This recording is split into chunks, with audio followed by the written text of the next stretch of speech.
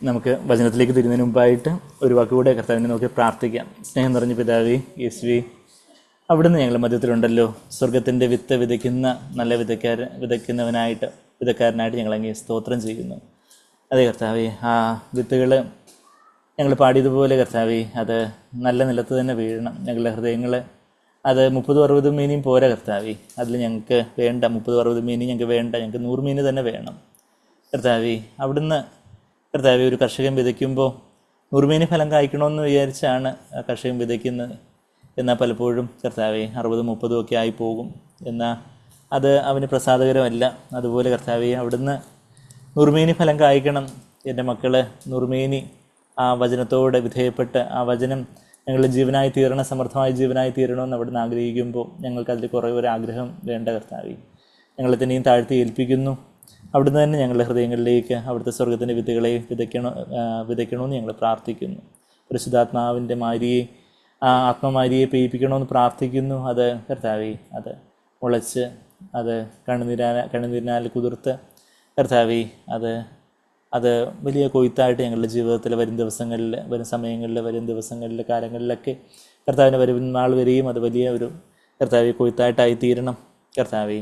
അത് കർത്താവെ, ഞങ്ങൾക്ക് അതിലൂടെ ലഭിക്കുന്ന ആ വിത്തുകൾ വീണ്ടും ഞങ്ങൾ അനേകർക്ക് വിതയ്ക്കുവാനും, ഞങ്ങളുടെ കർത്താവെ, ഞങ്ങളുടെ സംഭാഷണങ്ങളിലും ഞങ്ങളുടെ വീടുകളിൽ ഞങ്ങൾ കർത്താവെ വർത്തമാനം പറയുമ്പോഴും, ഞങ്ങളുടെ കർത്താവെ ഞങ്ങൾ മറ്റുള്ളവരോട് ഇടപെടുമ്പോഴൊക്കെ ആ വിത്തുകൾ വീണ്ടും മറ്റനേകരിലേക്ക് പാകുവാനും വിതയ്ക്കുവാനും കർത്താവെ, അനേകരിൽ അത് വലിയ കൊയ്ത്തായി തീരുവാനും അവിടുന്ന് ഇടയാക്കണമെന്ന് പ്രാർത്ഥിക്കുന്നു. നന്ദി കർത്താവെ, നന്ദി. ഞങ്ങളെ തന്നെ താഴ്ത്തി ഏൽപ്പിക്കുന്ന അവിടുത്തെ രക്തത്താൽ ഞങ്ങളെ കഴുകണം. ഞങ്ങളെ തന്നെ ഒരു 0 0 താഴ്ത്തുന്ന കർത്താവെ, ഞങ്ങളുടെ ഇഷ്ടമൊന്നും വേണ്ട, അവിടുത്തെ ഇഷ്ടം മാത്രം മതി. അവിടുത്തെ പുനഃനാമത്തെ മഹത്വപ്പെടുത്തിയായിട്ടില്ല, യേശു കർത്താവിൻ്റെ വിലയേറിയ മാത്രമുള്ള നാമത്തിൽ തന്നെ. ആമീൻ, ആമീൻ. യോഹന്നാൻ്റെ സുവിശേഷം 17-ാം അധ്യായത്തിൻ്റെ നമ്മൾ 11 വരെയുള്ള വാക്യങ്ങൾ കഴിഞ്ഞ ആഴ്ച നമുക്ക് കാണാൻ സാധിച്ചു. യോഹന്നാൻ്റെ സുവിശേഷം 17-ാം അധ്യായം അതിൻ്റെ 12 വരെയുള്ള വാക്യങ്ങൾ നമ്മൾ കഴിഞ്ഞ ആഴ്ച കണ്ടായിരുന്നു. 11-12 വരെയുള്ള വാക്യങ്ങൾ കണ്ടായിരുന്നു. കർത്താവിൻ്റെ മഹാപുരോഹിത പ്രാർത്ഥന. കർത്താവ് ഈ ഭൂമിയിൽ കർത്താവ് ദൈവം തന്നെ ഒരു മനുഷ്യനായിട്ട് ഈ ഭൂമിയിൽ അവതരിച്ച് 33.5 വർഷക്കാലം കർത്താവ് ഈ ഭൂമിയിൽ ഏറ്റവും പരിപൂർണനായിട്ടുള്ള ഒരു മനുഷ്യനായിട്ട്, നമ്മെപ്പോലെ തന്നെ എല്ലാത്തിലും പരീക്ഷിക്കപ്പെട്ടിട്ടും പരിപൂർണനായിട്ടുള്ള ഒരു പാപവും യേശാതെ എല്ലാ പ്രലോഭനങ്ങളിലും നമ്മെപ്പോലെ തന്നെ എല്ലാത്തിലും കർത്താവ് പരീക്ഷിക്കപ്പെട്ടിട്ടും, നമ്മൾ എബ്രായർ 4:15 വായിക്കുന്നത്, എല്ലാത്തിലും പരീക്ഷിക്കപ്പെട്ടിട്ടും പരിപൂർണനായ നിഷ്കളങ്കനായ പാപമില്ലാത്തവനായ കർത്താവായിട്ട് ഈ ഭൂമിയിൽ ജീവിച്ച് ആ 33 വർഷക്കാലത്തിൻ്റെ അവസാനത്തെ ദിവസത്തിൻ്റെ കർത്താവ് ക്രൂശിക്കപ്പെടുന്ന ദിവസത്തിന് തലേന്നാൾ ശിഷ്യന്മാരുമായിട്ട് അന്ത്യത്താഴം കഴിച്ചതിന് ശേഷം കർത്താവ് യൂദാസ് പോയി കഴിഞ്ഞിട്ടുള്ള ബാക്കി 11 ശിഷ്യന്മാരോട് പറയുന്ന ആ ദീർഘ സംഭാഷണമൊക്കെ 13-31 മുതൽ 14, 15, 16 അധ്യായങ്ങളിലൊക്കെ നമ്മൾ കണ്ടു. പിന്നെ 17-ാം അധ്യായത്തിൽ കർത്താവിൻ്റെ ഒരു പ്രാർത്ഥന. അതിനുശേഷമാണ് കർത്താവ് ഗെത്സമനെ തോട്ടത്തിലേക്ക് പോകുന്നതായിട്ട് നമ്മൾ 18-ന്റെ 1-ാമത്തെ വാക്യത്തിൽ കാണുന്നത്. അപ്പോൾ ആ 17-ാമത്തെ അധ്യായത്തിൽ 26 വാക്യങ്ങൾ മഹാപുരോഹിത പ്രാർത്ഥന, ഹൈ പ്രീസ്ലി പ്രെയർ. കർത്താവ് ഒരു മെൽക്കിസേദെക്കിന്റെ ക്രമപ്രകാരമുള്ള മഹാപുരോഹിതനായിട്ട് കർത്താവ് തൻ്റെ ശിഷ്യന്മാർക്ക് വേണ്ടി, തൻ്റെ ശിഷ്യന്മാരിലൂടെ ആ 11 പേരിലൂടെ രക്ഷിക്കപ്പെടുവാനുള്ളവർക്ക് വേണ്ടി എല്ലാം പ്രാർത്ഥിക്കുന്ന ആ ഒരു കാര്യം അതിൻ്റെ 11:20 പറയുന്നുണ്ട്. ഈ 11 പേർക്ക് വേണ്ടി മാത്രമല്ല, ഞാൻ അവരിലൂടെ വചനം കേട്ട് വിശ്വസിക്കാനിരിക്കുന്നവർക്ക് വേണ്ടി ഞാൻ അപേക്ഷിക്കുന്നു. അങ്ങനെ നമുക്ക് എല്ലാവർക്കും വേണ്ടി കർത്താവ് അന്ന് പ്രാർത്ഥിച്ചു. അപ്പോൾ ആ ഒരു കർത്താവ് നമുക്ക് വേണ്ടി എന്നേക്കും ഇൻ്റർസീഡ് ചെയ്യുന്നു.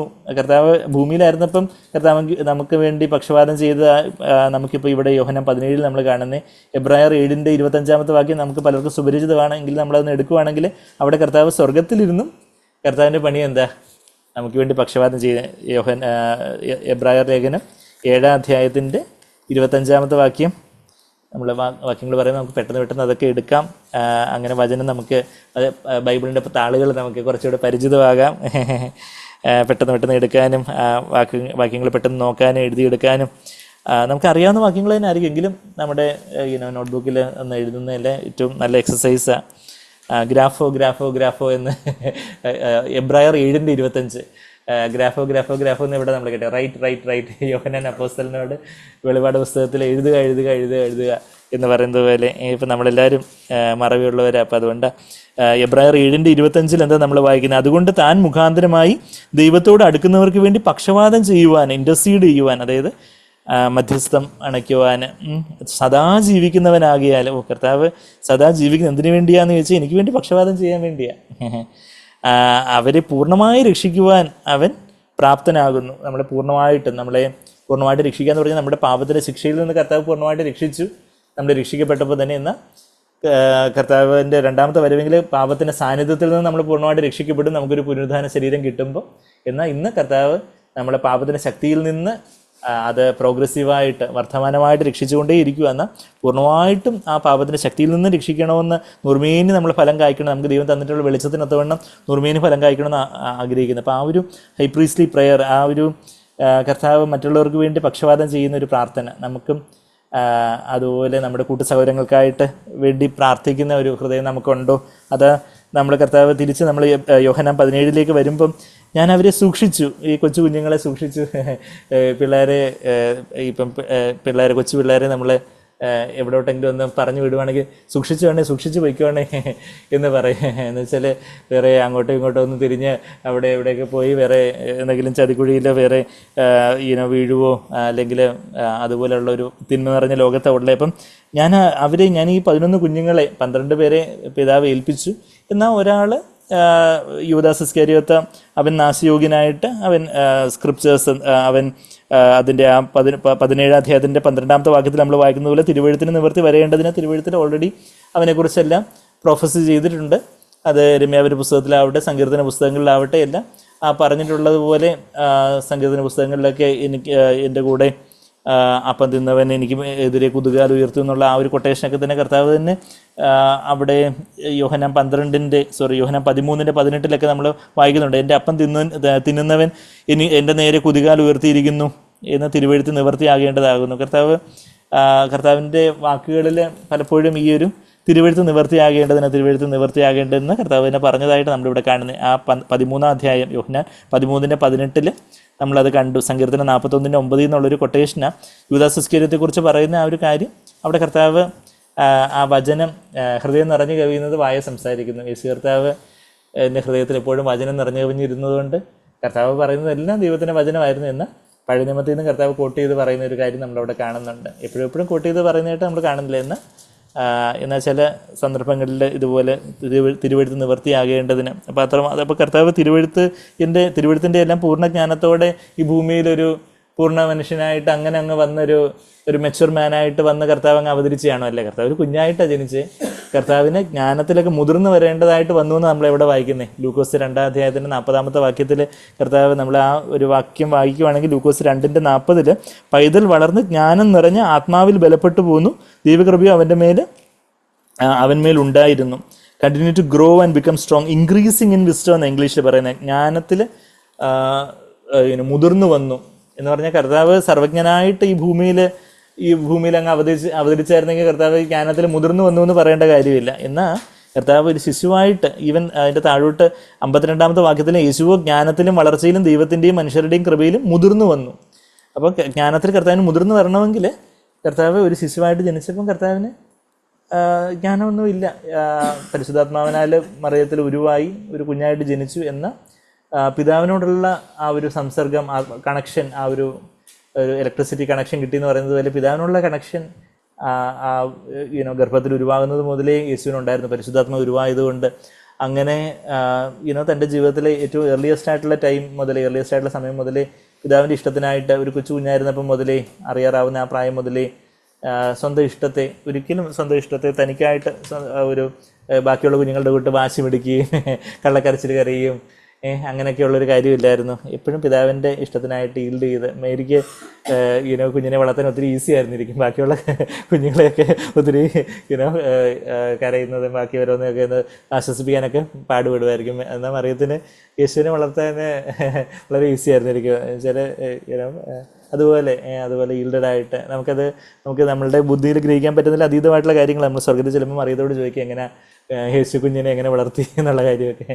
അപ്പോൾ അതുപോലെ ഏറ്റവും ആ ഒരു കീഴ്പ്പെടലോടുകൂടി വളർന്ന ആ ഒരു യേശു കർത്താവ് അങ്ങനെ പിതാവിൻ്റെ ജ്ഞാനത്തിൽ നിന്ന് പിന്നെ കർത്താവിന് വായിക്കാൻ അറിയാവുന്ന സമയം മുതൽ ഇപ്പോൾ ഒരുപക്ഷെ അക്ഷരമൊക്കെ പഠിച്ച് ഒരു 5 വയസ്സ് മുതൽ അന്ന് യഹൂദ കുട്ടികളൊക്കെ അക്ഷരങ്ങളൊക്കെ പഠിച്ചെന്നിരിക്കട്ടെ, 5-6 വയസ്സൊക്കെ മുതൽ. അപ്പം നമ്മൾ സാക്ബേറിൻ്റെ എക്സാമ്പിൾ സാക്ബേർ ഇങ്ങനെ പറഞ്ഞിട്ടുണ്ട്, ഒരു പക്ഷേ 5 വയസ്സ് മുതൽ 12 വയസ്സ് വരെ. 12 വയസ്സായപ്പോഴത്തേക്കും കർത്താവിന് വചനം എല്ലാം അന്നത്തെ ഏറ്റവും വലിയ വചനത്തിൽ ഏറ്റവും അഗ്രഗണ്യരായിരുന്നവരോടുകൂടി വചനത്തിലെ ചോദ്യങ്ങൾ ചോദിക്കാനും അവർക്കറിയാത്ത ഉത്തരങ്ങളെല്ലാം അവർക്ക് പറഞ്ഞു കൊടുക്കാനൊക്കെ സാധിച്ച കാര്യം നമ്മൾ വായിക്കുന്നുണ്ട്. അപ്പം അത്രയും കർത്താവിൻ്റെ വചനത്തിലെ പ്രാവീണ്യം ഏറ്റവും മാക്സിമം 12 വയസ്സിൽ തന്നെ ആയിരുന്നു. അപ്പം ഒരുപക്ഷെ ഒരു 7 വർഷം എടുത്തെന്ന് ചിന്തിക്കുകയാണെങ്കിൽ 5 വയസ്സ് മുതൽ 7 വയസ്സ് വരെ കർത്താവ് അന്ന് ഇന്നത്തെ പോലെ ഇതുപോലുള്ള ബുക്ക് ബൈൻഡ് ബൈബിൾസ് ഒന്നും ഇല്ല.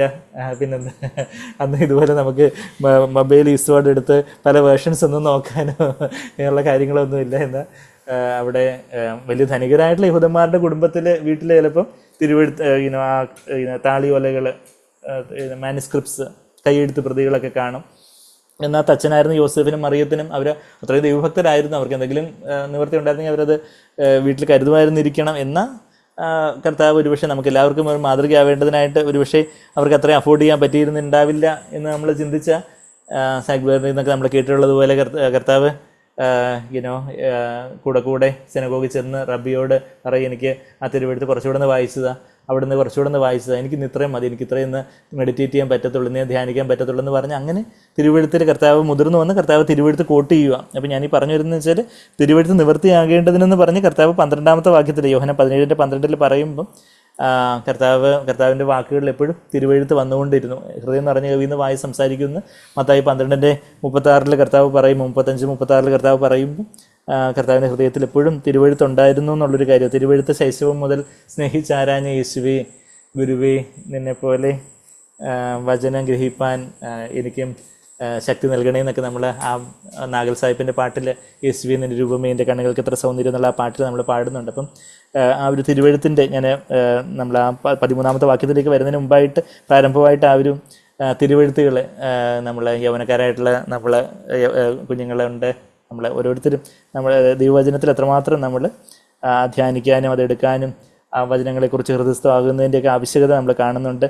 പിന്നെ അവനെക്കുറിച്ച് കർത്താവ് പറയുന്നൊരു കാര്യം നമ്മൾ കഴിഞ്ഞ ആഴ്ച ഞാൻ പറയാനൊരു കാര്യം വേറെ എന്താണെന്ന് ചോദിച്ചാൽ സൺ ഓഫ് പേർഡിഷൻ, നാശയോഗ്യൻ എന്നുള്ളൊരു വാക്കാണ് കർത്താവ് ഉപയോഗിക്കുന്നത്. അപ്പം ഈ നാശം ചിലർ ഈ ചീത്ത വാക്കായിട്ട് നാശം അതങ്ങനെ അങ്ങനെ ഒരു ഇതായിട്ട് ഇത് ഈ നാശയോഗ്യം എന്നുള്ള വാക്ക് ഗ്രീക്കിൽ അപ്പോളയ എന്നുള്ളൊരു വാക്കാണ് ഉപയോഗിച്ചിരിക്കുന്നത്. ഈ അപ്പോളയ എന്നുള്ള വാക്ക് ഈ യൂദാസ് ഇസ്കാരിയോത്ത് തന്നെ ഉപയോഗിച്ചതായിട്ട് നമ്മൾ മത്തായി 26 വരുവാണെങ്കിൽ, എന്നാൽ നമ്മുടെ ഇംഗ്ലീഷ് മലയാളം പരിഭാഷയുടെ വ്യത്യസ്തമായിട്ട് ഉപയോഗിച്ചിരിക്കുന്ന ആ വാക്ക്. എന്നാൽ ആ ഗ്രീക്കിലെ ഒറിജിനൽ വാക്ക് ഈ നാശയോഗ്യം എന്ന കർത്താവ് അവനെക്കുറിച്ച് പറഞ്ഞു. എന്നാൽ അവൻ ഒരാളുടെ ശുശ്രൂഷയെ നാശമെന്ന് വിളിച്ചു. ആരുടെ ശുശ്രൂഷയാണ്? മത്തായി 26 8-ാമത്തെ വാക്യത്തിലേക്ക് വരുവാണെങ്കിൽ അവിടെ ബദനിയിലെ ഒരു പാവം മറിയ ഉണ്ടായിരുന്നു. അവളെ കൊണ്ടാവുന്നത് പോലെ കർത്താവിനെ ശുശ്രൂഷിച്ചു. അപ്പോൾ നമ്മൾ മത്തായി 26-8 വാക്യത്തിൽ ശിഷ്യന്മാർ എന്നാണ് വായിക്കുന്നത്. എന്നാൽ നമ്മൾ യോഹന്നാൻ 12 അത് യൂദാസ് ഇസ്കാരിയോത്താണ്. യൂദാസ് ഇസ്കാരിയോത്തിനെ ഏറ്റുപിടിച്ച് ശിഷ്യന്മാരും അത് പറഞ്ഞു എന്നുള്ള ഒരു ദുഃഖകാര്യമുണ്ട്. എന്നാൽ ശിഷ്യന്മാർ അത് കണ്ടിട്ട് മുഷിഞ്ഞ് ഈ വെറും ചെലവ് എന്നുള്ളത് വൈ ദിസ് വേസ്റ്റ്, ഇപ്പം ചിലരെക്കുറിച്ച് വേസ്റ്റാ എന്ന് പറഞ്ഞാൽ ആ വേസ്റ്റ് എന്നുള്ള വാക്ക് നാശം, അപ്പോളയ എന്നുള്ള അതേ വാക്കാണ് യൂദാസ് ഇസ്കാരിയോത്ത് ഉപയോഗിക്കുന്ന വാക്കാണ് ആരുപയോഗിച്ചിരിക്കുന്നത്. കർത്താവ് അവനൊരു നാശയോഗ്യനായിട്ട് ആയിത്തീർന്നു. അപ്പം നമ്മൾ പറയുന്ന പല വാക്കും അറമ്പറ്റുന്നൊക്കെ പറയുന്നത് പോലെ ഇപ്പം ഈവൻ മർക്കോസിന് സുവിശേഷം 14:4 ചില ശാപവാക്കുകളൊക്കെ നമ്മളുടെ വായിൽ നിന്ന് ആകാത്ത വാക്കുകൾ, ഈ നശിച്ച ഇന്ന ആൾ അല്ലെങ്കിൽ ഇന്ന ആൾ അല്ലെങ്കിൽ അതുപോലെയൊക്കെയുള്ള ചില ആകാത്ത വാക്കുകളൊക്കെ നമ്മളുടെ വായിൽ നിന്ന് വരുവാണെങ്കിൽ നമ്മളതിൽ നിന്ന് മാനസാന്തരപ്പെട്ടില്ലെങ്കിൽ നമ്മളും ആ ഒരു രീതിയിലായി പോയിക്കൂടായികയില്ല. അതിൻ്റെ ഒരു വാർണിംഗാണ് നമ്മൾ തിരുവെഴുത്തിൽ കാണുന്നത്. മർക്കോസ് 14:4 ഇതേ കാര്യം തന്നെ, ഇതേ അപ്പോളയ എന്നുള്ള അതേ വാക്കാണ് ഉപയോഗിക്കുന്നത്. എന്താ? വേസ്റ്റ് എന്നുള്ള വാക്കാണ്. അപ്പോൾ ആ ഒരു why has this perfume been wasted 4-ാമത്തെ വാക്യത്തിൽ അവിടെ ചിലർ തൈലത്തിൻ്റെ ഈ വെറും ആ ചെലവ് എന്നുള്ള വാക്ക് ആ നാശം, അപ്പോളയ, ഡിസ്ട്രക്ഷൻ, വീതിയുള്ള വഴി, വിശാലമായ വഴി നാശത്തിലേക്ക് പോകുന്നു. ആ നാശം അപ്പോളയ എന്നുള്ള അതേ വാക്ക് തന്നെ അവിടെയും ഉപയോഗിച്ചിരിക്കുന്നത്.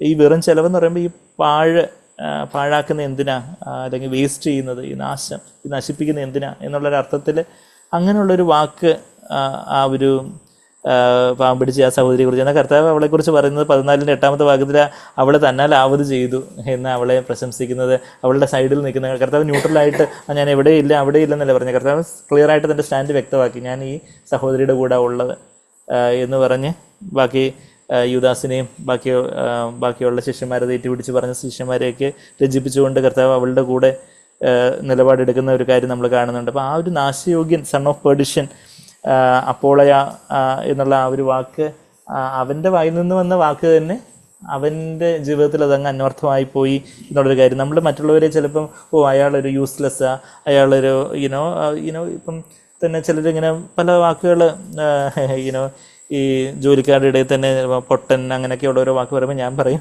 അങ്ങനെ ഒരിക്കലും ആ വാക്ക് അങ്ങനെ പറയരുത്.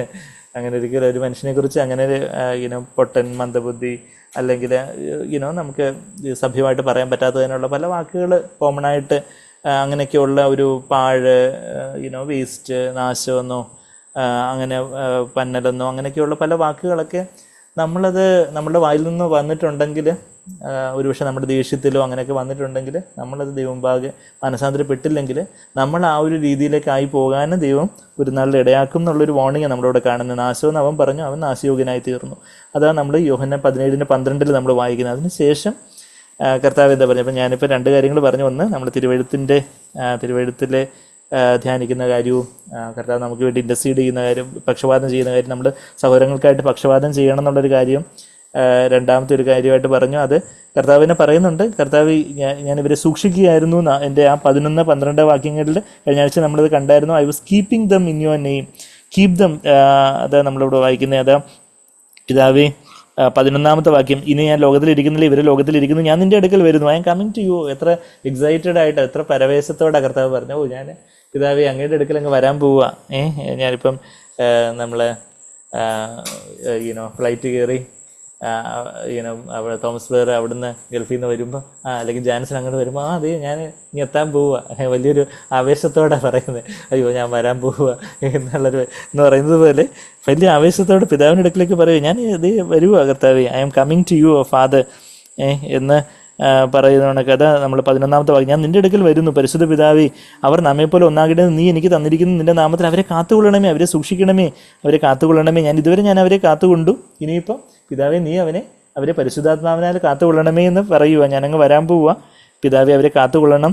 അവരോടുകൂടെ ഇരുന്നപ്പോൾ ഞാൻ അവരെ എനിക്ക് തന്നിരിക്കുന്ന നിൻ്റെ നാമത്തിൽ, പിതാവിൻ്റെ നാമത്തിൽ കാത്തുകൊണ്ടിരുന്നു. പിതാവിൻ്റെ നാമത്തിലാണ് നമ്മൾ കാക്കപ്പെടുന്നത്. നമുക്കൊരു സ്വർഗ്ഗത്തിലൊരു പിതാവുണ്ട്, നമ്മൾ സുരക്ഷിതരാണ്.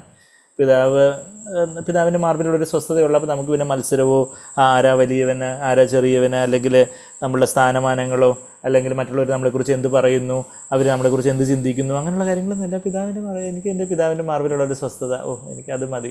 കർത്താവിൽ ഉള്ള ഒരു മുലകുടി മാറിയ ശിശുവിനെ പോലെ ഞാൻ എൻ്റെ പ്രാണനെ മിണ്ടാതെ കാലുവിളിച്ച് മിണ്ടാതാക്കിയിരിക്കുന്നു എന്ന് സങ്കീർത്തനം 131 1-2 വാക്യങ്ങളിൽ സങ്കീർത്തനക്കാരനായ ദാവീദ് പറയുന്നത് പോലെ ഞാൻ എൻ്റെ പിതാവിൻ്റെ മാർവിൽ സ്വസ്ഥനാണ്. അപ്പം അങ്ങനെ അവർ ഒരുമയിൽ ഐക്യത്തിൽ കാക്കപ്പെടുന്നു. അതാ പറയുന്നത്. അതാ 11 അവസാനം, പരിശുദ്ധ പിതാവെ അവർ നമ്മെപ്പോലെ ഒന്നാകണമെങ്കിൽ അവർ ആദ്യം സ്നേഹത്തിൽ വേരൂന്നാണ്, പിതാവിൻ്റെ സ്നേഹത്തിൽ അങ്ങ് വേരൂന്നാണ്, ആ ഭദ്രതയിൽ വേരൂന്നാണ്, ആ സ്വസ്ഥതയിൽ വേരൂന്നാണ്. നീ എനിക്ക് തന്നിരിക്കുന്ന നിൻ്റെ നാമത്തിൽ. യേശുവിന് പിതാവ് എന്ത് നാമം വെളിപ്പെടുത്താൻ കൊടുത്തേ? പിതാവിൻ്റെ നാമം വെളിപ്പെടുത്താൻ കൊടുത്തത്. പിതാവിനെ വെളിപ്പെടുത്തിയിരിക്കുന്നു എന്നാണ് യോഹന്നാൻ 1:18 വാക്യത്തിൽ നമ്മൾ വായിച്ച്. അപ്പോൾ ആ പിതാവിൻ്റെ നാമത്തിൽ, അല്ലാതെ യേശുനാമക്കാർ പറയുന്നത് പോലെ അപ്പോൾ യേശുവിനും പിതാവിനും എല്ലാം ഒരേ നാമം എന്നൊക്കെ പറഞ്ഞ് ഈ വാക്യങ്ങളിൽ നിന്ന് ദുരുപദേശം പറയുന്ന ചില സഹോദരങ്ങളുണ്ട്, ചില കൂട്ടരുണ്ട്. എന്നാൽ പിതാവ് യേശുവിന് നൽകിയിരിക്കുന്ന നാമം എന്ന് പറഞ്ഞാൽ പിതാവിൻ്റെ നാമത്തെ വെളിപ്പെടുത്താനാണ് തന്നിരിക്കുന്നത്. ആ പിതാവിൻ്റെ നാമത്തിൽ ഞാൻ അവരെ സൂക്ഷിച്ചിരിക്കുന്നു. അതാ 11 വാക്യത്തിൽ അവർ അങ്ങനെ ഒന്നാകേണ്ടതിന് നീ എനിക്ക് തന്നിരിക്കുന്നവരെ നിൻ്റെ നാമത്തിൽ അവരെ കാത്തുകൊള്ളണമേ.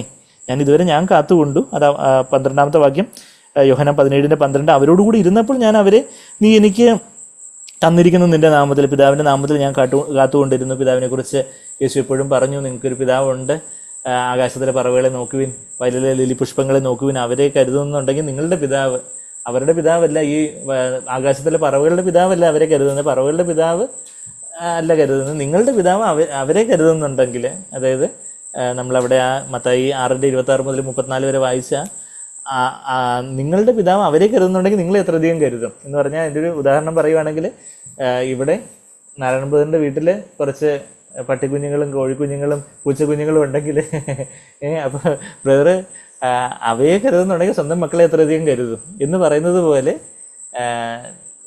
ആകാശത്തിലെ പറവുകളെന്ന് ദൈവത്തിൻ്റെ മക്കളല്ല, സൃഷ്ടികളാണ്. അവയെ ദൈവം അത്രയും കരുതുന്നുണ്ടെങ്കിൽ മക്കളായിട്ടുള്ള നമ്മളെ എത്രയധികം കരുതുമെന്നാണ് അവിടെ മത്തായി 6-ാം 26 മുതൽ നമ്മൾ താഴോട്ട് വായിക്കുന്നത്. അപ്പം അങ്ങനെ പിതാവിൻ്റെ നാമത്തിൽ കാത്തുകൊണ്ടു ഒന്നിനെക്കുറിച്ച് നിങ്ങൾ ആകുലപ്പെടേണ്ട കാര്യമില്ല, ചോദിക്കും നിങ്ങൾക്ക് ലഭിക്കും.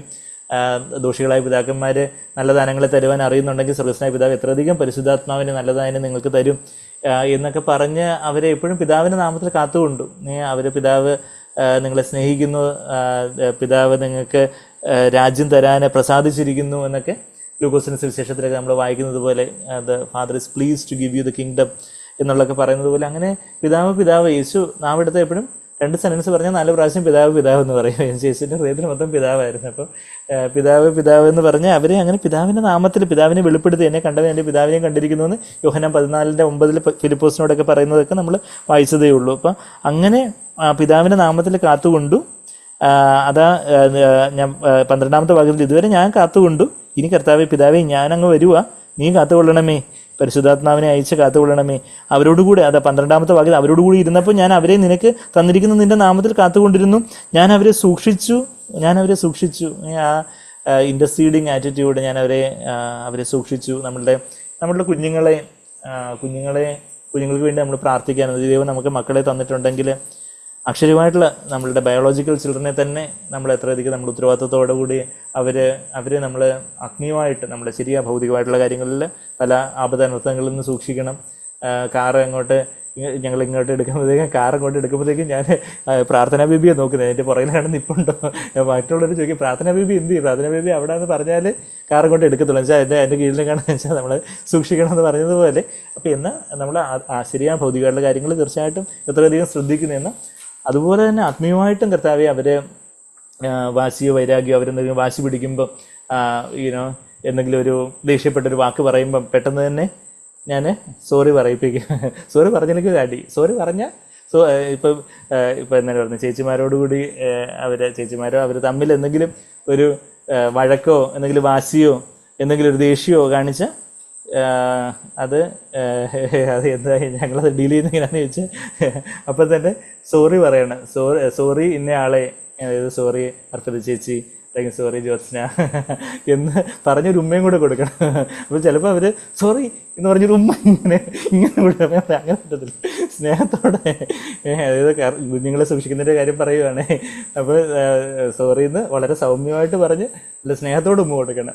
അപ്പോൾ അങ്ങനെ അവരെ തമ്മിൽ താഴ്ത്തി അല്ലെങ്കിൽ അടിയുണ്ട്. അപ്പോൾ അങ്ങനെ ചിലപ്പോൾ ആദ്യമൊക്കെ അർപ്പിത ജ്യോത്സ്നയ്ക്കൊക്കെ കുറച്ച് താമസമൊക്കെ ഉണ്ടായിരുന്നു. അപ്പോൾ അവർക്കൊക്കെ നല്ല അടി ഇടയ്ക്ക് കിട്ടുമായിരുന്നു. അപ്പം പിന്നെ അവർ പെട്ടെന്ന് പിന്നെ സോറി പറയാൻ ശീലിച്ചു. ഇപ്പം പിന്നെ പ്രാർത്ഥനയ്ക്കും പെട്ടെന്ന് സോറി പറയാൻ ശീലിച്ചുകൊണ്ടിരിക്കുക, വെച്ചാൽ അടി കിട്ടും എന്നുള്ള കാര്യം അറിയാം, അടിയുടെ ചൂടുള്ള. അപ്പം അതുകൊണ്ട് അത് ദൈവത്തെ അവരെ കർത്താവിൻ്റെ നാമത്തിൽ സൂക്ഷിക്കുന്നു പറയുമ്പോൾ അവരെ സൂക്ഷിക്കുന്നു പറയുമ്പോൾ അവരെന്ത് തെറ്റ് ചെയ്താലും നമ്മളെല്ലാവരും അങ്ങ് കവറപ്പ് ചെയ്ത് അയ്യോ എൻ്റെ മോനാണ്, എൻ്റെ മോളാണ്, എൻ്റെ പൊന്നാണ് എന്ന് പറഞ്ഞ് അവരുടെ വാശിയും വൈരാഗ്യം എല്ലാം നമ്മൾ വളമിച്ചു കൊടുക്കുകയല്ല, മറിച്ച് നമ്മൾ തെറ്റിയാത്ത സമയത്തൊക്കെ ഒത്തിരി സ്നേഹവും മത്സരവും എല്ലാം അവർക്ക് കൊടുക്കുന്നു, അവരെ കെട്ടിപ്പിടിക്കുന്നു, ഉമ്മ വെക്കുന്നു, എല്ലാം അവർക്ക് വേണ്ടുന്നതെല്ലാം കരുതുന്നു. എന്നാൽ തെറ്റിയുന്ന സമയത്ത് നമ്മൾ വളരെ സ്ട്രിക്റ്റായിട്ട് അവർ കള്ളം പറയൂ, അനുസരണക്കേട് കാണിക്കൂ, പഠിക്കാൻ പറയുമ്പോൾ പഠിക്കാതിരിക്കുന്നു, അല്ലെങ്കിൽ ഡിസ്റെസ്പെക്ട്ഫുള്ളായിട്ട് ബഹുമാനമില്ലാതെ തമ്മിൽ സംസാരിക്കുകയോ മറ്റുള്ളവരോട് സംസാരിക്കുകയോ ഒക്കെ ചെയ്യുമ്പോൾ അപ്പം തന്നെ അത് കറക്റ്റ് ചെയ്ത് അങ്ങനെ യേശു അങ്ങനെ ഈ ശിഷ്യന്മാരെ 12 ശിഷ്യന്മാരെയും കർത്താവ് സൂക്ഷിക്കാൻ നോക്കി. യൂദാസ് ഇസ്കരിയോത്ത് അവന് പിശാച് അവന് ഉള്ളിൽ കയറുവാൻ തക്കവണ്ണം അവൻ തന്നെ കഠിനപ്പെടുത്തി പോയി. എന്നാൽ യൂദാസിനെയും കർത്താവ് പിതാവ് പ്രേരണ കൊടുത്ത അളവോളം തീർച്ചയായിട്ടും അവനെയും തിരുത്താനും ഉത്സാഹിപ്പിക്കാനും എല്ലാം യേശു ആവോളം ശ്രമിച്ച് കാണുമെന്ന്. എന്നാൽ യൂദാസ് സ്വന്തം ഇഷ്ടപ്രകാരം അങ്ങനെ അങ്ങ് പോയി. എന്നാൽ ബാക്കി 11 ശിഷ്യന്മാരെയും അതുപോലെ സൂക്ഷിച്ചു. അതാണ് വായിക്കുന്നത്, ഞാൻ അവരെ സൂക്ഷിച്ചു. ഹാവ് കെപ്റ്റ് ദം, തെരയോ എന്നുള്ളൊരു വാക്കാണ്. വചനം കാത്തുകൊണ്ടു എന്നൊക്കെ പറഞ്ഞാൽ അതേ വാക്ക് തന്നെ, ഞാൻ അവരെ സൂക്ഷിച്ചു. Have kept dum. തിരുവെഴുത്തിന് നിവൃത്തി വരേണ്ടതിന് ആ നാശയോഗ്യനല്ലാതെ, ആ നാശയോഗ്യൻ എന്നുള്ളത് പറയുമ്പം ആ യൂദാസ് പറഞ്ഞ അതേ വാക്ക് തന്നെ കർത്താവ് ഇവിടെ അപ്പോളയോ എന്നുള്ള അതേ വാക്ക് തന്നെ അവരുടെ ജീവിതത്തിലായിത്തീർന്നു. അവരിൽ ആരും നശിച്ചു പോയിട്ടില്ല. ഇപ്പോഴും ഞാൻ നിൻ്റെ അടുക്കൽ, 13-ാമത്തെ വാക്യം യോഹന്നാൻ 17:13, ഇപ്പോഴും ഞാൻ നിൻ്റെ അടുക്കൽ വരുന്നു. അത് കർത്താവ് ആ 11 പറഞ്ഞ അത് ഞാൻ നിൻ്റെ അടുക്കൽ വരുന്നു എന്ന് അവിടെ പറയുന്നു. But now I come to you, ഞാൻ ഇപ്പോൾ നിൻ്റെ അടുക്കൽ വരുന്നു. ആ ഒരു കർത്താവ് രണ്ടാമത് വരുമ്പോൾ കർത്താവിൻ്റെ അടുക്കിലേക്ക് ചേർക്കപ്പെടുവാനോ, കർത്താവ് നമ്മളെ വിളിക്കുമ്പോൾ കർത്താവിൻ്റെ അടുക്കിലേക്ക് വരുവാനോ നമുക്കൊരു മടിയുടെ ആവശ്യമില്ല. മറിച്ച് കർത്താവേ, അത് ഞാൻ ഒരുക്കത്തോടായിരിക്കുന്നു, ഞാൻ അങ്ങയുടെ അടുക്കിലേക്ക് വരുന്നു. ആ ഒരു നല്ല മനസ്സാക്ഷിയോടെ നല്ല പോർപ്പൊരുതി വിശ്വാസം കാത്തു ഓട്ടം തികച്ചു എന്നൊക്കെ 2 തിമോഥെയോസ് 4:7 പൗലോസ് പറയുന്നത് പോലെ, പൗലോസ് അവിടെ കാരാഗൃഹത്തിൽ കിടന്ന് അയ്യോ എന്നെ നിര്യാണകാലം അടുത്തിരിക്കുന്നു, അയ്യോ അതുകൊണ്ട് ഞാനിനി എന്ത് ചെയ്യും, ഇനിയിപ്പോൾ എന്നെ ആര് കരുതും, അല്ലെങ്കിൽ ഞാനിനി അങ്ങനെയുള്ളൊരു വെപ്രാളമല്ല. മറിച്ച് എൻ്റെ നിര്യാണകാലം അടുത്തിരിക്കുന്നു, എന്നാൽ എനിക്ക് നീതിയുള്ള ന്യായാധിപൻ നല്ല കിരീടത്തെയൊക്കെ വെച്ചിരിക്കുന്നു, ഞാനങ്ങ് പോവുക, ഐ കം ടു യു. പൗലോസ് അത്ര ആ ഒരു ഡിഗ്നിറ്റിയോടെ മാന്യതയോടുകൂടി നമ്മൾ ഇയാൻ ബ്രദറിൻ്റെ അവസാന ദിവസങ്ങളിലെ ആ ഒരു വലിയ ഒരു ട്രയംഫൻ്റ് ആയിട്ടുള്ള എൻട്രിയെക്കുറിച്ചൊക്കെ നമ്മൾ സാക്ഷ്യമായിട്ട് ആ ജയോത്സവമായിട്ട് സ്വർഗത്തിലേക്ക് കയറിപ്പോയ നമ്മുടെ കൂട്ടു സഹോദരനെ കുറിച്ചൊക്കെ നമ്മൾ സാക്ഷ്യമായിട്ട് പലരിൽ നിന്നൊക്കെ കേട്ടതുപോലെ നമ്മുടെ ജീവിതത്തിലും കർത്താവ് നമ്മളുടെ ജീവിതം നമുക്കറിയത്തില്ല. നമ്മൾ ചെറുപ്പമായിരിക്കുന്നു, പക്ഷേ എപ്പോഴാണ് കർത്താവ് വിളിക്കുന്നത് നമുക്കറിയത്തില്ല. നമ്മൾ ചെറുപ്പമായിരിക്കാം, നമ്മൾ കുഞ്ഞുങ്ങളായിരിക്കാം, ചെറുപ്പക്കാരായിരിക്കാം, വാർദ്ധക്യമുള്ളവരായിരിക്കാം. എന്നാൽ ഏത് സമയത്തും കർത്താവെ ഞാൻ ഒരു നല്ല മനസ്സാക്ഷിയോടെ അവിടുന്ന് തന്ന വെളിച്ചത്തിനെ കർത്താവെ ഞാൻ വിശ്വസ്തനായിട്ട് കർത്താവെ എന്തെങ്കിലും എൻ്റെ മനസ്സാക്ഷി കുറ്റപ്പെടുത്തുന്ന കാര്യങ്ങൾ എന്തെങ്കിലും ഉണ്ടെങ്കിൽ അതെല്ലാം അങ്ങ് ഏറ്റുപറഞ്ഞ് ഉപേക്ഷിച്ച് ആരോടെങ്കിലും ക്ഷമിക്കാനോ ഒക്കെ ഉണ്ടെങ്കിൽ അതങ്ങ് ക്ഷമിക്കുകയും ക്ഷമയോദിക്കുകയും ഒക്കെ ചെയ്ത് ആർക്കെങ്കിലും എന്തെങ്കിലും തിരിച്ചു കൊടുക്കാനുണ്ടെങ്കിൽ അത് എത്രയും വേഗത്തിൽ അതങ്ങ് തിരിച്ചു കൊടുക്കുകയൊക്കെ ചെയ്ത് ഒരു നല്ല മനസ്സാക്ഷിയോടെ കർത്താവെ എപ്പോഴും നല്ല മനസ്സാക്ഷി ഏറ്റവും നല്ല തലയണയാണ്. ഏറ്റവും നല്ല തലയണ കെർലോണാണോ ഡൺലപ്പാണോ അതോ വേറെ ഓരോ മെത്ത കമ്പനിയുടെ പേരുണ്ടല്ലോ, അത് ഏത് കമ്പനിയാണെന്ന് ചോദിച്ചാൽ കർത്താവിൻ്റെ കമ്പനിയാണ്. നല്ല മനസ്സാക്ഷി എന്നുള്ളതാണ് ഏറ്റവും നല്ല തലയാണ്. അപ്പോൾ നല്ല മനസ്സാക്ഷി അപ്പം ഉണ്ടെങ്കിൽ നമുക്ക് നല്ല സ്വസ്ഥമായിട്ട് കിടന്നുറങ്ങാനും ഒക്കെ ഒന്നും മാത്രമല്ല, നമ്മൾ ദാനിയേലിനെ കുറിച്ച് സഗ്ബർ പറഞ്ഞു കേട്ടിട്ടുണ്ട്. ദാനിയേൽ രാജാവിന് നടന്ന ഉറക്കം വന്നില്ല, ദാനിയേലിനെ സിംഹക്കുഴിയിലിട്ടപ്പോൾ. അപ്പം ദാനിയേൽ പക്ഷേ നല്ല സുഖമായിട്ട് ഒരു സിംഹത്തെ തലയണയായിട്ട് വെച്ചിട്ടായിരിക്കും ദാനിയേൽ കിടന്നുറങ്ങിയത്. ദാനിയേലിന് നല്ല മനസ്സാക്ഷിയുണ്ട്. രാജാവിന് വലിയ മനസ്സാക്ഷി കുത്തായിരുന്നു, അവനെ ഉറങ്ങാൻ പറ്റിയില്ല. അപ്പം വന്ന് കയറുന്ന കാര്യം നമ്മൾ കാണുന്നുണ്ട്. എന്ന് പറയുന്നത് പോലെ നല്ല മനസ്സാക്ഷി ഉണ്ടെങ്കിൽ സിംഹവും നമുക്ക് തലയണയായിട്ട് മാറും. അപ്പോൾ ആ ഒരു ഇതാ ഞാൻ നിൻ്റെ അടുക്കൽ വരുന്നു, ആ ഒരു തൻ്റെ ജീവിതത്തിൻ്റെ അവസാനത്തിൽ നമ്മുടെ ക്യാപ്റ്റൻ ഓഫ് അവർ സാൽവേഷൻ, നമ്മൾ ക്രിക്കറ്റിൻ്റെയൊക്കെ ഒരു ടീമിൻ്റെ ക്യാപ്റ്റൻ എന്നൊക്കെ പറയുന്നത് പോലെ ക്യാപ്റ്റൻ ഓഫ് അവർ സാൽവേഷൻ, നമ്മളുടെ കർത്താവ് തന്നെ രക്ഷാനായകൻ. നമ്മളത് ക്യാപ്റ്റൻ എന്നുള്ള വാക്ക് എബ്രായർ 2-ാം അധ്യായത്തിൽ നമ്മൾ അത് വായിക്കുന്നുണ്ട്. നമ്മളുടെ ക്യാപ്റ്റൻ എന്നുള്ളൊരു വാക്ക് അതിൻ്റെ 14 നോക്കട്ടെ, bringing many sons to glory, 10ാമത്തെ വാക്യം, ഓദർ ഓഫ് ദ സാൽവേഷൻ എന്ന് ആണ് നെയ്സ്ബിൽ പറഞ്ഞിരിക്കുന്നത്. എനിക്ക് തോന്നുന്നു KJV captain of a salvation എന്ന് പറയുന്നത്. അതായത് എബ്രായർ 2-ന്റെ 10ാമത്തെ വാക്യം. അതെ, സകലതിനും ലാക്കും, നമ്മൾ ചില പാട്ടിലൊക്കെ പാടുന്ന പോലെ സകലതിനും ലാക്കും സകലത്തിനും കാരണഭൂതനുമായവൻ അനേകം പുത്രന്മാരെ തേജസ്സിലേക്ക് നടത്തുമ്പോൾ അവരുടെ രക്ഷാനായകൻ, the author of a salvation, captain of a salvation, കഷ്ടാനുഭവങ്ങളാൽ തികഞ്ഞവനാക്കുന്നത് യുക്തമായിരുന്നു. അപ്പോൾ ആ ക്യാപ്റ്റൻ ഓഫ് എ സാൽവേഷൻ, നമ്മുടെ രക്ഷാനായകൻ, നമ്മൾ ചില പാട്ടിലൊക്കെ വാഴ്ത്തിയിടുമേ രക്ഷാനായക, സേനാനായക എന്നൊക്കെ നമ്മൾ പാട്ടിലൊക്കെ പാടുന്നത് പോലെ ആ ക്യാപ്റ്റൻ ഓഫ് എ സാൽവേഷൻ കർത്താവ് തൻ്റെ മരണസമയത്തോടടുത്തപ്പം കർത്താവ് എത്ര ഒരു മാന്യതയോടുകൂടി ഡിഗ്നിറ്റിയോടുകൂടി ആയിരുന്നു കർത്താവ് പെരുമാറിയെന്നുള്ള കാര്യം. ഇപ്പോഴും നമ്മൾ തിരിച്ച് യോഹന്നാൻ 17-ന്റെ 13ാമത്തെ വാക്യത്തിൽ ഇപ്പോഴും ഞാൻ നിൻ്റെ അടുക്കൽ വരുന്നു, എൻ്റെ സന്തോഷം അവർക്ക് ഉള്ളിൽ പൂർണ്ണമാകേണ്ടതിന് ഇത് ലോകത്തിൽ വെച്ച് സംസാരിക്കുന്നു. അപ്പോൾ ഇത് പിതാവിനോട് കുശുശിപ്പ് മാതിരി അങ്ങ് സംസാരിച്ചാൽ പോരായിരുന്നു. എന്തിനാ എല്ലാവരും കൂടെ സംസാരിക്കുന്നത് വെച്ചാൽ ഈ 11 ശിഷ്യന്മാർ ഇത് കേൾക്കണം, ഇത് പബ്ലിക് പ്രെയറായിട്ട് പ്രാർത്ഥിക്കുക. അപ്പം ചില കാര്യങ്ങൾ നമ്മൾ പേഴ്സണലായിട്ട് കർത്താവിനോട് പ്രാർത്ഥിക്കുന്ന കുടുംബ പ്രാർത്ഥന, ചില കാര്യങ്ങൾ മക്കളും കൂടെ കേൾക്കെ അവർക്ക് വേണ്ടി നമ്മൾ പ്രാർത്ഥിക്കുന്നു, അല്ലെങ്കിൽ ഭാര്യയോ ഭർത്താവും കൂടെ കേൾക്കെ അവർക്ക് വേണ്ടി പ്രാർത്ഥിക്കുന്നു. അല്ലെങ്കിൽ നമ്മൾ സഭയിൽ പബ്ലിക്കായിട്ട് പ്രാർത്ഥിക്കുമ്പം നമ്മൾ ചിലപ്പോൾ വാക്യമൊക്കെ ഉദ്ധരിച്ച് ദൈവത്തോട് എന്തിനാ വാക്യം ഉദ്ധരിച്ച് പ്രാർത്ഥിക്കുന്നതെന്ന് നമുക്ക് തോന്നിയെന്നാൽ കർത്താവ് ഇവിടെ സ്ക്രിപ്ചറൊക്കെ ഫുൾഫിൽഡ് ആവണം എന്നൊക്കെ പറഞ്ഞ് കർത്താവിന് വാക്യം അറിയത്തില്ല. ഇനിയിപ്പോൾ നമ്മൾ വാക്യം ഉദ്ധരിച്ച് പ്രാർത്ഥിക്കും. എന്തിനാണ് നമ്മൾ ബാക്കിയുള്ളവർ കേൾക്കുന്ന ആ ശിഷ്യന്മാർക്കും കൂടെ അത് മനസ്സിലാവണം. പിതാവിന് എന്തെങ്കിലും പുതിയ ഇൻഫർമേഷൻ കൊടുക്കാൻ വേണ്ടി, പിതാവ് ഇതുവരെ അറിഞ്ഞിട്ടില്ലാത്ത കാര്യം എന്തെങ്കിലും പറഞ്ഞു കൊടുക്കാൻ വേണ്ടിയല്ല നമ്മൾ പ്രാർത്ഥിക്കുന്നതെന്ന് കൂടെ നമ്മൾ ഒരുമിച്ച് അതാ നമ്മൾ പരസ്യമായിട്ട് പ്രാർത്ഥിക്കുമ്പോൾ ഏറ്റവും നമ്മൾ ശബ്ദം ഉയർത്തി വ്യക്തമായിട്ട് എല്ലാവർക്കും കേൾക്കത്തൊക്കെ വേണം പ്രാർത്ഥിക്കണം. നമ്മൾ പറയും, നമ്മൾ ആമേൻ എന്ന് പറഞ്ഞാൽ ബാക്കിയുള്ളവർക്ക് ആമേൻ പറയാം, എന്താ ആമേൻ പറയണ്ടേ, എന്ത് അങ്ങനെ ആമേൻ എന്ന് പറഞ്ഞാൽ അങ്ങനെ തന്നെ ആവട്ടെ, ഇദ്ദേഹം എന്താ പ്രാർത്ഥിച്ചതെന്ന് അറിയത്തില്ല. അതുകൊണ്ട് തന്നെ എങ്ങനെ ആമേൻ പറയുന്നത് നമുക്ക് ബാക്കിയുള്ളവർക്ക് കേൾക്കുന്നവർക്കൊരു ഇതായി പോകരുത്. അപ്പം അതുകൊണ്ട് കർത്താവ് പറയും, ഇവർ ഞാൻ എന്തിനു വേണ്ടി ഇത് പറയുന്നത്, ലോകത്തിൽ വെച്ച് സംസാരിക്കുന്നു. എന്താ I speak in the world, these things I speak in the world. ഈ കാര്യങ്ങളൊക്കെ ഞാൻ പറയുക, ഞാൻ അങ്ങ് പിതാവിൻ്റെ അടുക്കിലേക്ക് വരുവാണ്, ഇവരെ കാത്തു സൂക്ഷിക്കണമേ, നാശയോഗ്യന് മാത്രമേ നശിച്ചു പോയിട്ടുള്ളൂ, ഇവരെല്ലാം ഒന്നാകേണ്ടതിന് വേണ്ടി ഞാൻ പ്രാർത്ഥിക്കുന്ന പിതാവിൻ്റെ നാമത്തിൽ ഇവരെ ഞാൻ ഇതുവരെ കാത്തു സൂക്ഷിച്ചു, ഇനി അവരെ നീ കാത്തു സൂക്ഷിക്കണമേ. ഇതെല്ലാം ഞാൻ പറയുന്നത് എന്തിനാ, ഈ ആത്മീയ അധികാരം എനിക്ക് ജീവനെ തരാൻ വേണ്ടി, ജീവനെ കൊടുക്കാൻ വേണ്ടിയാണെന്നും നിത്യജീവൻ എന്നാലേ യേശുവിനെ അറിയുന്നതാണെന്നും ഒക്കെ 2-3 വാക്യങ്ങളിലേക്ക് നമ്മൾ വായിച്ചു. പിന്നെന്താ ഗ്ലോറിഫൈഡ്, ഇതെല്ലാം പറയുന്നത് എന്തിനാണെന്ന് ചോദിക്കുന്നത്. 4-ാമത്തെ വാക്യത്തിൽ എന്താ വായിച്ചേ, അതായത് ഞാൻ എൻ്റെ വേലയെ പൂർത്തീകരിച്ച്, വേലയെ തികച്ച് അങ്ങേ മഹത്വപ്പെടുത്തി, ഭൂമിയിൽ എനിക്ക് തന്നിരിക്കുന്ന വേലയെ പൂർത്തീകരിച്ച് ഞാൻ അവിടുത്തെ നാമത്തെ മഹത്വപ്പെടുത്തി. 4-ാമത്തെ വാക്യത്തിലും പിന്നെ 5-ാമത്തെ വാക്യത്തിൽ ആ ഒറിജിനൽ ഗ്ലോറി പിതാവിൻ്റെ അടുക്കലുണ്ടായിരുന്ന, താൻ ഭൂമിയിൽ മനുഷ്യനായിട്ട് വരുന്നതിന് മുമ്പുണ്ടായിരുന്ന അതേ മഹത്വത്തിലേക്ക് എന്നെ മഹത്വപ്പെടുത്തണമേ, സ്വർഗാരോഹണത്തിലൂടെ ആ ഒറിജിനൽ ഗ്ലോറിയിലേക്ക് മഹത്വപ്പെടുത്തണേ എന്നൊക്കെ പ്രാർത്ഥിക്കുകയും, പിന്നെ അവർ നിനക്കുള്ളവരായിരുന്നു 6-ാമത്തെ വാക്യം. അത് കഴിഞ്ഞിട്ട് എന്നിലൂടെ ഉള്ളതെല്ലാം പിതാവിൽ നിന്നുള്ളതാണെന്ന് അവർ തിരിച്ചറിഞ്ഞു, 7-ാമത്തെ വാക്യം. പിന്നെ 8-ാമത്തെ വാക്യത്തിൽ നീ എനിക്ക് തന്ന വചനം ഞാൻ അവർക്ക് കൊടുത്തു, അത് അവർ കൈക്കൊണ്ടു, അത് നീ എന്നെ അയച്ചതാണെന്ന് അവർ വിശ്വസിച്ചിരിക്കുന്നു, 8-ാമത്തെ വാക്യം. 9-ാമത്തെ വാക്യത്തിലും വീണ്ടും നീ എനിക്ക് തന്നിട്ടുള്ളവരാണ്, നീ അത് നിനക്കുള്ളവരാണ്, ആയിരുന്നു, ആണ് എന്നെല്ലാം 9-ാമത്തെ വാക്യത്തിൽ അവർക്ക് വേണ്ടിയാണ്, ലോകത്തിന് വേണ്ടിയല്ല ഞാൻ അപേക്ഷിക്കുന്നത്. ലോകത്തിന് വേണ്ടിയല്ല അപേക്ഷിക്കുന്നു പറയുമ്പോൾ നമ്മൾ ലോകത്തിലുള്ളവർക്ക് വേണ്ടി പ്രാർത്ഥിക്കേണ്ട എന്നുണ്ടോ എന്ന് ചോദിച്ചാൽ, നമ്മൾ 1 തിമോത്തിയോസ് 2-ാം അധ്യായത്തിൻ്റെ 1-ാമത്തെ വാക്യം നമ്മൾ പലപ്പോഴും മീറ്റിംഗ് കഴിഞ്ഞിട്ട് പ്രാർത്ഥിക്കുമ്പോൾ നമ്മൾ പ്രാർത്ഥിക്കാറുണ്ട്. എന്താ 1 തിമോത്തിയോസ് 2:1 എന്താ വായിക്കുന്നത്, 1 തിമോത്തിയോസ് ഞാനവിടെ 2:1 ലോകത്തിലുള്ളവർക്ക് വേണ്ടിയും പ്രാർത്ഥിക്കാനായിട്ട് കർത്താവിനെ പരിശുദ്ധാത്മാവ് അപ്പോസ്തലനിലൂടെ പറയുന്ന ഒരു കാര്യം നമ്മൾ വായിക്കുന്നുണ്ട്. 1 തിമോത്തിയോസ് 2-ാം അധ്യായത്തിൻ്റെ 1-ാമത്തെ വാക്യത്തിൽ, എന്നാൽ സകല മനുഷ്യർക്കും നാം സർവഭക്തിയോടും ഘനത്തോടും, അതായത് ആ ഒരു ഡിഗ്നിറ്റി, ആ ഒരു മാന്യതയോടുകൂടി, സർവഭക്തിയോടും ഘനത്തോടും കൂടെ സാവധാനതയും സ്വസ്ഥതയുമുള്ള ജീവനം കഴിക്കേണ്ടതിന് വിശേഷാൽ എല്ലാവർക്കും വേണ്ടി നമ്മൾ പ്രാർത്ഥിക്കണം.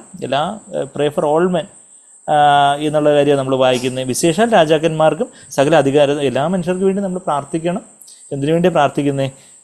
ദൈവജനം സർവ്വഭക്തിയോടും ഘനത്തോടും സാവധാനതയോടും സ്വസ്ഥതയോടും കൂടെ ജീവനം കഴിക്കേണ്ടതിന്, എസ്പെഷ്യലി അധികാരത്തിലിരിക്കുന്നവർക്ക് വേണ്ടി. നമ്മളുടെ അധികാരത്തിലിരിക്കുന്നവർ പറയുമ്പോൾ നമ്മളുടെ ഗവൺമെൻറ് ഉദ്യോഗസ്ഥരാവട്ടെ, പിന്നെ മെമ്പറാവട്ടെ, പഞ്ചായത്ത് പ്രസിഡൻറ്റോ കൗൺസിലറോ മുനിസിപ്പാലിറ്റി ചെയർമാനോ, പിന്നെ അങ്ങ് മന്ത്രിസഭയോ, പിന്നെ കേന്ദ്രമന്ത്രിസഭയോ, അല്ലെങ്കിൽ പല പല രാജ്യങ്ങളിലുള്ള പ്രസിഡന്റുമാരോ, വിശേഷം രാജാക്കന്മാർക്കും സകല അധികാരസ്ഥന്മാർക്കും വേണ്ടി യാചനയും പ്രാർത്ഥനയും പക്ഷപാതവും സ്തോത്രവും ചെയ്യണം എന്ന് ഞാൻ സകലത്തിന് മുമ്പേ പ്രബോധിപ്പിക്കുന്നു. അപ്പം നമ്മൾ അതുപോലെ ദൈവജനം അത് കഴിഞ്ഞിട്ടാണ് പറയുന്നത്, എല്ലാവരും രക്ഷിക്കപ്പെടണമെന്നുള്ളതാ ദൈവത്തിൻ്റെ ആഗ്രഹം.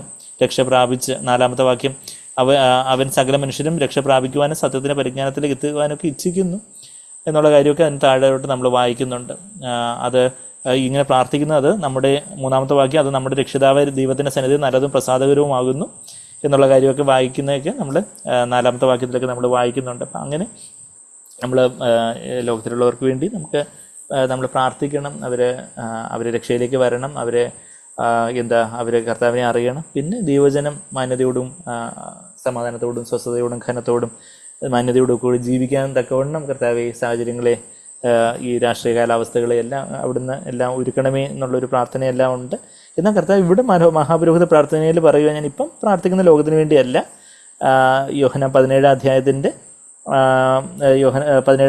9-ാമത്തെ വാക്യം ഞാനത് റീക്യാപ്പ് ചെയ്തപ്പോൾ അതങ്ങോട്ട് പോയതാണ്. അവർക്ക് വേണ്ടിയല്ല, ഞാൻ ഇവർക്ക് വേണ്ടിയാണ് പ്രാർത്ഥിക്കുന്നത്, പിന്നെ ഇവർ കൂടെ വിശ്വസിക്കാനിരിക്കുന്നവർക്ക് വേണ്ടിയാണ് പ്രാർത്ഥിക്കുന്നതെന്ന് യോഹന്നാൻ 17:20 നമ്മൾ വായിച്ചു. പിന്നെ 10-ാമത്തെ വാക്യത്തിൽ എൻ്റേതെല്ലാം നിൻ്റേതായപ്പോൾ നിൻ്റേതെല്ലാം എൻ്റേതായി എന്നുള്ള ആ ഒരു കാര്യം, അതിലൊക്കെ യേശുവിനെ പിതാവ് മഹത്വപ്പെടുത്തിയിരിക്കുന്നു. അതിലൂടെ യേശുവിലുള്ള ഒരു തേജസ്കരണവും അതുപോലെ തന്നെ യേശുവിനെ ദൈവം മാനിച്ചിരിക്കുന്നു എന്നുള്ള കാര്യം, അങ്ങനെയുള്ള കാര്യങ്ങളൊക്കെ നമ്മൾ 10ാമത്തെ വാക്യത്തിലൊക്കെ വായിക്കുന്നു. അത് കഴിഞ്ഞിട്ട് 11ാമത്തെ വാക്യത്തിൽ പരിശുദ്ധ പിതാവേ അവരൊന്നാകേണ്ടതിന് പിതാവിൻ്റെ നാമത്തിൽ കാത്തുകൊള്ളണമേ, ഇതുവരെ ഞാൻ കാത്തുകൊണ്ടു. ഇതെല്ലാം ഞാൻ പറയുന്നത്, ഇത്രയും പറഞ്ഞിട്ടൊക്കെ പറയും. ഇതെല്ലാം ഞാൻ എന്തിനാണ് പറയുന്നതെന്ന് ചോദിച്ചാൽ എൻ്റെ സന്തോഷം, അതാ നമ്മളിപ്പം 13ാമത്തെ വാക്യത്തിൽ, യോഹന്നാൻ 17-ാം അധ്യായത്തിൻ്റെ 13ാമത്തെ വാക്യത്തിൽ എൻ്റെ സന്തോഷം അവർക്ക് ഉള്ളിൽ പൂർണ്ണമാകേണ്ടതിന് ഇത് ലോകത്തിൽ വെച്ച് സംസാരിക്കുന്നു എന്നുള്ളൊരു കാര്യം. കർത്താവ് സംസാരിക്കുന്നത് എന്താ, ശിഷ്യന്മാർക്ക് എന്തെങ്കിലും ഇനി കൂടുതലൊരു ഭാരമാവട്ടെ, അവർക്ക് കൂടുതലൊരു ബേർഡൻ കൊടുക്കണം എന്ന് പറഞ്ഞുകൊണ്ടല്ല, മറിച്ച് അവരുടെ സന്തോഷം അങ്ങ് എൻ്റെ ആ സന്തോഷം, my Joy that they may have my joy, യേശുവിൻ്റെ സന്തോഷം. നമുക്ക് ആ വാക്യമൊക്കെ അറിയാം. യോഹന്നാൻ 15:11 കർത്താവ് എൻ്റെ സന്തോഷം പൂർണ്ണമാകേണ്ടതിന്, ഇതേപോലൊരു വാക്യം നമ്മൾ യോഹന്നാൻ 15:11 നമ്മൾ വായിച്ച് എന്താ നമ്മൾ വായിക്കുന്നത്, എൻ്റെ സന്തോഷം നിങ്ങളിൽ ഇരിക്കുവാനും നിങ്ങളിൽ വസിപ്പാനും എന്നാണ് കുറച്ചുകൂടെ കറക്റ്റായിട്ട് പരിഭാഷപ്പെടുത്താവുന്നത്. യോഹന്നാൻ 15:11 എൻ്റെ സന്തോഷം നിങ്ങളിൽ വസിപ്പാനും നിങ്ങളുടെ സന്തോഷം പൂർണ്ണമാകുവാനും ഞാനിത് നിങ്ങളോട് സംസാരിച്ചിരിക്കുന്നു. കർത്താവ് കൂടെ പറയുന്നൊരു കാര്യം അതാ. ഇത് കർത്താവ് മാത്രമല്ല, കർത്താവിന് മറുപടി ചാരിയിരുന്ന യോഹന്നാൻ അപ്പോസ്തലനും ഇത് തന്നെ ഏറ്റുപിടിച്ച് പറയുന്നുണ്ട്. എന്താ, 1 യോഹന്നാൻ 1-ാം അധ്യായത്തിൽ 5-ാമത്തെ വാക്യത്തിൽ ഇതേ കാര്യം തന്നെ നമ്മൾ വായിക്കുന്നുണ്ട്. യോഹന്നാൻ അപ്പോസ്തലൻ പറയുക, ഞാനിതൊക്കെ എഴുതുന്നത് എന്തിനാന്ന് ചോദിച്ചാൽ നിങ്ങളുടെ സന്തോഷം പൂർണ്ണമാകേണ്ടത്. 1 യോഹന്നാൻ 1-ാം അധ്യായത്തിൻ്റെ 4-ാമത്തെ വാക്യം, 5-4, നമ്മുടെ സന്തോഷം പൂർണ്ണമാകുവാൻ ഞങ്ങളിത് നിങ്ങൾക്ക് എഴുതുന്നു. അപ്പോൾ ക്രിസ്തീയ ജീവിതം എന്ന് പറഞ്ഞാൽ എന്താ, ഇങ്ങനെ പരീക്ഷന്മാരെയൊക്കെ കണ്ടാൽ വളരെ ലോങ് ഫേസ്ഡ് ആയിട്ട് ഇരുന്നിരിക്കുമെന്ന് പറയും. എന്നുവെച്ചാൽ ഭയങ്കര ലോങ് ഫേസ് എന്ന് പറഞ്ഞാൽ ഭയങ്കര സീരിയസ് ആയിട്ട് ഒരിക്കലും ചിരിക്കാതെ പുഞ്ചിരിക്കാതെ ഇങ്ങനെ അത് പറയുമ്പോൾ തന്നെ നമുക്ക് ചിരി അങ്ങനെ. എന്നാൽ യേശു ആനന്ദ തൈലത്താൽ അഭിഷിക്തനായിട്ട് ഈ ഭൂമിയിൽ നടന്നതായിട്ട് നമ്മൾ എബ്രായർ 1-ാം അധ്യായത്തിന് 9-ാമത്തെ വാക്യത്തിൽ വായിക്കുന്നത്. അപ്പോൾ ആ ഒരു സന്തോഷം എന്ന് പറഞ്ഞാൽ നമ്മളിപ്പോഴും സ്മൈൽ ചെയ്തുകൊണ്ടിരിക്കുന്ന കാര്യമല്ല, എന്നാൽ നമ്മുടെ ഹൃദയത്തിലൊരു വലിയൊരു സന്തോഷം, വലിയൊരു ആനന്ദ നദി, river of Joy, river of delights. നമ്മൾ സങ്കീർത്തനം 36 വായിക്കുവാണെങ്കിൽ ആനന്ദ നദി എന്ന് പറഞ്ഞൊരു അത് ആനന്ദ നദി, അത് പരിശുദ്ധാത്മാവിൻ്റെ നദിയാണ്. അത് സങ്കീർത്തനം 36-ന്റെ 8-ാമത്തെ വാക്യത്തിൽ ഈ ആനന്ദ നദിയെക്കുറിച്ച് നമ്മൾ വായിക്കുന്നുണ്ട്. എന്താ അത് വായിക്കുന്നത്, നിൻ്റെ ആലയത്തിലെ പുഷ്ടി, അതായത് ദൈവസഭയിലെ ആ ഒരു പരിശുദ്ധാത്മാവ് നമുക്ക് തരുന്ന ആ ഒരു ദൈവവചനത്തിൻ്റെ ഒരു പുഷ്ടി, അബണ്ടൻസ്, ആ ഒരു പുഷ്ടി, നിൻ്റെ ആലയത്തിലെ പുഷ്ടി അവർ അനുഭവിച്ച് തൃപ്തി പ്രാപിക്കുന്നു. നിൻ്റെ ആനന്ദ നദി നീ അവരെ കുടിപ്പിക്കുന്നു. ആനന്ദ നദി. ഇപ്പം യഥാർത്ഥത്തിലുള്ള ക്രിസ്തീയ ജീവിതം എന്ന് പറഞ്ഞാൽ അത് വലിയൊരു സന്തോഷമുള്ളൊരു ജീവിതമാണ്. ഞാൻ പരിഹാരത്തായിരുന്ന സമയത്ത് ഞാൻ തന്നെ ഒരു ട്രാക്റ്റ് മറ്റുള്ളവർക്ക് കൊടുക്കാനായിട്ട് ഞാൻ തന്നെ ഒരു ട്രാക്റ്റ് എഴുതി അത് അത് പ്രിൻ്റ് ചെയ്ത് അന്ന് അതിൻ്റെ കോപ്പിയെല്ലാം തീർന്നുപോയി. ആ ട്രാക്റ്റിൻ്റെ അപ്പോൾ എനിക്ക് എത്ര 20-21 വയസ്സൊക്കെ ഉള്ളൂ. ഞാൻ 2nd ഇയർ 3rd ഇയറോ 4th ഇയറോ അങ്ങനെ പഠിക്കുന്ന സമയമാണെന്ന് തോന്നുന്നു. 21-22 വയസ്സൊക്കെ കഷ്ടിച്ച് കാണുന്ന ആ ട്രാക്റ്റിൻ്റെ ഹെഡിങ് എന്താണെന്ന് ചോദിച്ചാൽ ഏറ്റവും വലിയ സന്തോഷം, ഈ പ്രപഞ്ചത്തിലേക്ക് ഏറ്റവും വലിയ സന്തോഷം എന്ന് പറഞ്ഞിട്ട് അത് നമ്മുടെ സൃഷ്ടാവായ ദൈവത്തെ അറിയുന്നതാണെന്നൊക്കെ പറഞ്ഞ് അതിൻ്റെ തടസ്സം, അതിൻ്റെ ഗോസ്പൽ പറയുന്ന ഒരു ചെറിയൊരു ട്രാക്റ്റായിട്ട്. അപ്പം ആ യഥാർത്ഥത്തിൽ ക്രിസ്തീയ ജീവിതം എന്ന് പറഞ്ഞാൽ ഇന്ന് ലോകക്കാർ ക്രിസ്ത്യാനികളെ നോക്കുമ്പം ഏറ്റവും സന്തോഷമുള്ള മനുഷ്യരാണ് ഈ ദൈവമക്കളെന്ന് പറയുന്ന ആൾക്കാർ. ദൈവമക്കളെന്ന് പറയുന്ന ആൾക്കാർ ഞങ്ങൾ ദൈവത്തിൻ്റെ മക്കളാണ്, ദൈവം ഞങ്ങളുടെ പിതാവാണ്, സ്വർഗത്തിലെ സകല ആത്മീയ അനുഗ്രഹങ്ങളായി ഞങ്ങളെ അനുഗ്രഹിച്ചവരാണ്, വലിയ വലിയ എക്സ്ട്രാ ഓർഡിനറി കാര്യങ്ങളൊക്കെ. എനിക്ക് തോന്നുന്നു രാജേന്ദ്ര പ്രസാദോ രാധാകൃഷ്ണനോ അങ്ങനെ ഏതോ പ്രസിഡന്റ് പറഞ്ഞിട്ടുണ്ട്. രാധാകൃഷ്ണനാന്ന് തോന്നുന്നു. രാധാകൃഷ്ണൻ എന്ന് പറഞ്ഞാൽ ഇന്ത്യയുടെ ആദ്യത്തെ പ്രസിഡന്റ് അല്ലേ, ആദ്യം 2ാമത്തെ പ്രസിഡന്റ്, ടീച്ചേഴ്സ് ഡേ അദ്ദേഹത്തിൻ്റെ. അപ്പം അദ്ദേഹം പറഞ്ഞൊരു വാക്യം സാഗ്ബർ തന്നെ പലപ്പോഴും കോട്ട് ചെയ്തിട്ടുണ്ട്. അതായത് these Christians R ordinary people talking about extraordinary things. ഇവർ സാധാരണ മനുഷ്യരാ, സാധാരണ പോലെയൊക്കെ തന്നെ എല്ലാവരും കൂടെ ജീവിക്കുന്നത്, പക്ഷേ വലിയ വലിയ കാര്യങ്ങളൊക്കെയാണ് പറയുന്നത്. എന്നാൽ മറ്റുള്ളവർക്ക് നമ്മളെ കണ്ടിട്ട് they are extraordinary people speaking about extraordinary things. അവർ അസാധാരണ കാര്യങ്ങൾ പറയുന്ന അസാധാരണ മനുഷ്യരെ, ഇവർ സാധാരണക്കാരെ പോലെ അല്ല. കർത്താവിൻ്റെ സാന്നിധ്യം കൊണ്ടും നമ്മൾ മറ്റുള്ളവർ വിശേഷത ഉള്ളവരെന്ന് തിരിച്ചറിയത്തില്ലയോ എന്നൊക്കെ, നീ ഞങ്ങളുടെ കൂടെ പോരുന്നതിനാലല്ലയോ മറ്റുള്ളവർ ഈ ഭൂതലത്തിലേക്കും വെച്ച് ഞങ്ങൾ വിശേഷതയുള്ളവരാണ്, ഡിസ്റ്റിങ്വിഷ്ഡ് ആണെന്നുള്ളൊരു കാര്യം അറിയുന്നതെന്നൊക്കെ എക്സഡസ്, അതായത് പുറപ്പാട് പുസ്തകം 33-ന്റെ 13-ാമത്തെ വാക്യത്തിലാണെന്ന് തോന്നുന്നു. ആ വാക്യം ഒന്ന് പെട്ടെന്ന് എടുക്കണമെങ്കിൽ നമ്മൾ എക്സ്ട്രാ ഓർഡിനറി പീപ്പിളാണ്. മറ്റുള്ളവർ നമ്മളെ കാണുമ്പം നമുക്കുള്ള ആ ഒരു മാന്യതയും ആ ഒരു സന്തോഷവും സമാധാനവും ഒക്കെ ഇത് സാധാരണ മനുഷ്യർക്ക് കിട്ടുന്ന ഒരു സംഭവമല്ല. ഇവർക്ക് എന്തോ ഒരു കുഴപ്പമുണ്ടെന്നായിരിക്കും ചിലർ വിചാരിക്കുന്നത്, അല്ലെങ്കിൽ എന്തോ എവിടെ ഒരു സ്പെല്ലിംഗ് മിസ്റ്റേക്ക് ഉണ്ടെന്നായിരിക്കും ചിലപ്പോൾ അവർ കാണുന്നത്. അല്ലെങ്കിൽ അതെ, 16-ാമത്തെ വാക്യം അല്ലേ, പുറപ്പാട് 33-16 വാക്യത്തിൽ എന്നോടും നിന്റെ ജനത്തോടും കൃപയുണ്ടെന്നുള്ളത്, ദൈവത്തിന് നമ്മളോട് കൃപയുണ്ടെന്നുള്ളത്, ദൈവത്തിൻ്റെ ഫേവർ നമുക്കുണ്ടെന്നുള്ളത് ഏതിനാൽ അറിയും. തമിഴിലൊരു പാട്ടുണ്ട്, ദേവ ഞാൻ ഏതിനാൽ വിശേഷിത്തവൻ എന്ന് പറഞ്ഞൊരു പാട്ട് ഇതിൽ നിന്ന് വരുന്നത്. ഞാൻ ഏതിനാൽ വിശേഷിത്തവൻ എന്ന് വെച്ചാൽ ഞാൻ എങ്ങനെ വിശേഷതയുള്ളവനെന്ന് എങ്ങനെ അറിയുന്നേ, നീ ഞങ്ങളോടുകൂടെ, അതാ പുറപ്പാട് 33-16 വാക്യം വായിക്കുന്നത്, നീ ഞങ്ങളോടുകൂടി പോരുന്നതിനല്ലയോ അങ്ങനെ ഞാനും നിന്റെ ജനവും ഭൂതലത്തിലുള്ള സകല ജാതികളിലും വെച്ച് വിശേഷതയുള്ളവരായിരിക്കും എന്ന് പറഞ്ഞു. അപ്പം നമ്മൾ വലിയ ആനന്ദ നദി കുടിക്കുന്ന ആൾക്കാരാണെന്നാണ് ഇവിടെ നമ്മൾ സങ്കീർത്തനം 36:8 അതാണ് നമ്മൾ വായിക്കുന്നത്. നീ അവരെ ആനന്ദ നദി, ആലയത്തിലെ പുഷ്ടി. ശരിയാണ്, നമുക്ക് ലോകത്തിൽ കഷ്ടമുണ്ട്, നമുക്ക് ശരിയാണ് മറ്റുള്ളവരെ പോലെ നമുക്ക് രോഗങ്ങളുണ്ടാവുന്നു, പ്രശ്നങ്ങളുണ്ടാവുന്നു, കഷ്ടങ്ങളുണ്ടാവുന്നു, പല വിധത്തിലുള്ള പല അൺസർട്ടനിറ്റീസ്, പല അനിശ്ചിതത്വങ്ങളും കാര്യങ്ങളൊക്കെ ഉണ്ടാകുന്നു. എന്നാൽ അതിൻ്റെയൊക്കെ മധ്യത്തിലെ ഒരു ആനന്ദ നദി, വലിയൊരു സന്തോഷം, വലിയൊരു ആനന്ദ തൈലത്താൽ അഭിഷിക്തനായിട്ട് യേശു നടന്നു എന്ന് എബ്രായർ 1:9 പറയുന്നത് സങ്കീർത്തനം 45 കോട്ട് ചെയ്യുക. യേശു കർത്താവിനെ ദുഃഖപുത്രൻ അല്ലെങ്കിൽ വ്യസനപാത്രം എന്നാണ് യെശയ്യാവ് 53-2-3 വാക്യങ്ങളിൽ യെശയ്യാവ് പ്രവചനാത്മാവിൽ നോക്കി പറയുന്നതെന്ന് വെച്ചാൽ യേശുവിൻ്റെ ജീവിതത്തിൽ അതുപോലെ ദുഃഖങ്ങളുണ്ടാകുന്ന ഒരുപക്ഷെ പല ഡിസാസ്റ്റേഴ്സോ ട്രാജഡീസോ ഒക്കെ യേശുവിൻ്റെ പല ദുരന്തങ്ങളൊക്കെ കർത്താവിൻ്റെ ജീവിതത്തിൽ അതുപോലെ കുടുംബത്തിലുണ്ടായി കാണും. യോസെഫിനെ കുറിച്ചൊന്നും പിന്നീട് നമ്മൾ വായിക്കുന്നില്ല.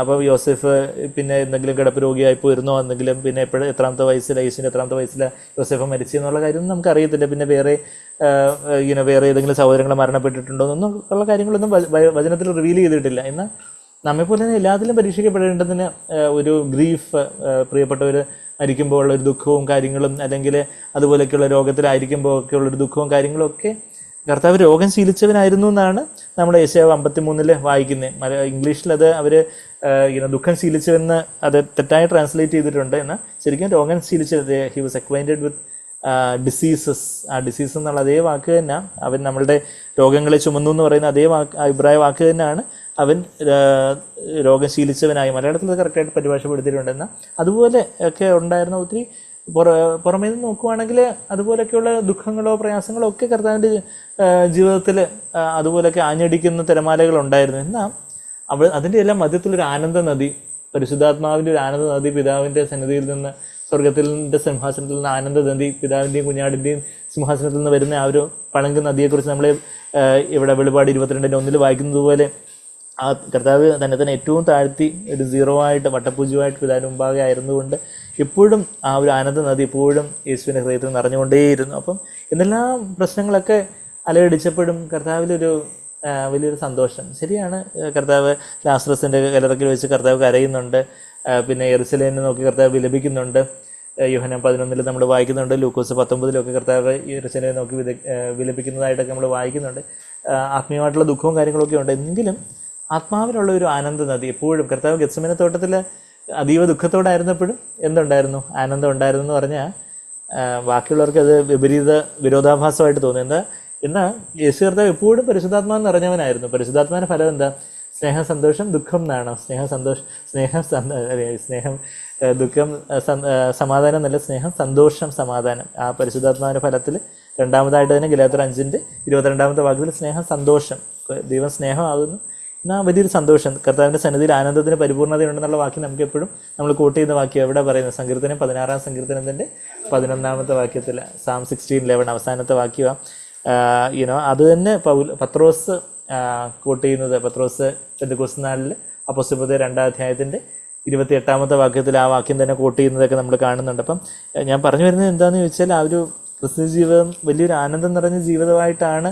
ക്രിസ്തീയ ജീവിതം, സൗഭാഗ്യ ജീവിതം, കർത്താവിൻ കുഞ്ഞുങ്ങൾക്ക് ആനന്ദദായകം എന്നൊക്കെ നമ്മൾ പാടുന്ന പാട്ടുകളെ പോലെ എന്നാൽ അത് നമ്മളുടെ ജീവിതത്തിൽ നമ്മളത് അനുഭവിക്കുന്നുണ്ടോ? നമ്മൾ ചെറിയൊരു അളവിൽ അനുഭവിച്ചിട്ടുണ്ടായിരിക്കും നമ്മളെല്ലാവരും. എന്നാൽ ദൈവം ആഗ്രഹിക്കുന്ന അളവിൽ നമ്മൾ അനുഭവിച്ചിട്ടുണ്ടോ? കർത്താവ് ആഗ്രഹിക്കുന്ന അളവിൽ ഒരു ആനന്ദം നമ്മുടെ ജീവിതത്തിൽ നിന്നുണ്ടോ? കർത്താവ് ഇനി അധികമായിട്ട് ആനന്ദ തൈലത്താൽ അഭിഷേകം ചെയ്യണം. എന്തെല്ലാം പ്രശ്നങ്ങളോ പ്രതികൂലങ്ങളോ, എന്തെല്ലാം ചിലപ്പോൾ നമുക്ക് പ്രതീക്ഷിക്കാത്ത രീതിയിലുള്ള പല കാര്യങ്ങളോ, ചിലർ നമ്മളെ കുത്തി നോവിക്കുന്ന രീതിയിലുള്ള സംഭാഷണങ്ങളോ, ചിലരുടെ പ്രവൃത്തികൾ നമുക്ക് വരാതെ വേദന ഉണ്ടാക്കുന്ന രീതിയിലുള്ള കാര്യങ്ങളോ, അപ്രതീക്ഷിതമായിട്ടുള്ള ചില സംഭവ വികാസങ്ങളോ ഒക്കെ എന്തെങ്കിലും ഉണ്ടായാലും കർത്താവ് എൻ്റെ ആനന്ദത്തിന്, എൻ്റെ സന്തോഷം എൻ്റെ പേഴ്സിലായിരിക്കരുതെന്ന് ആരോ പറഞ്ഞതുപോലെ എൻ്റെ പേഴ്സ് കളഞ്ഞു പോയാൽ ആനന്ദം പേഴ്സിലാണെങ്കിൽ ആനന്ദം എൻ്റെ കൂടെ അങ്ങ് പോകും. എന്നാൽ ആനന്ദം കർത്താവിലാണെങ്കിൽ പേഴ്സ് കളഞ്ഞു പോയാൽ പേഴ്സ് നമ്മൾ സൂക്ഷിക്കേണ്ടതല്ല ഞാൻ പറയുന്നത്.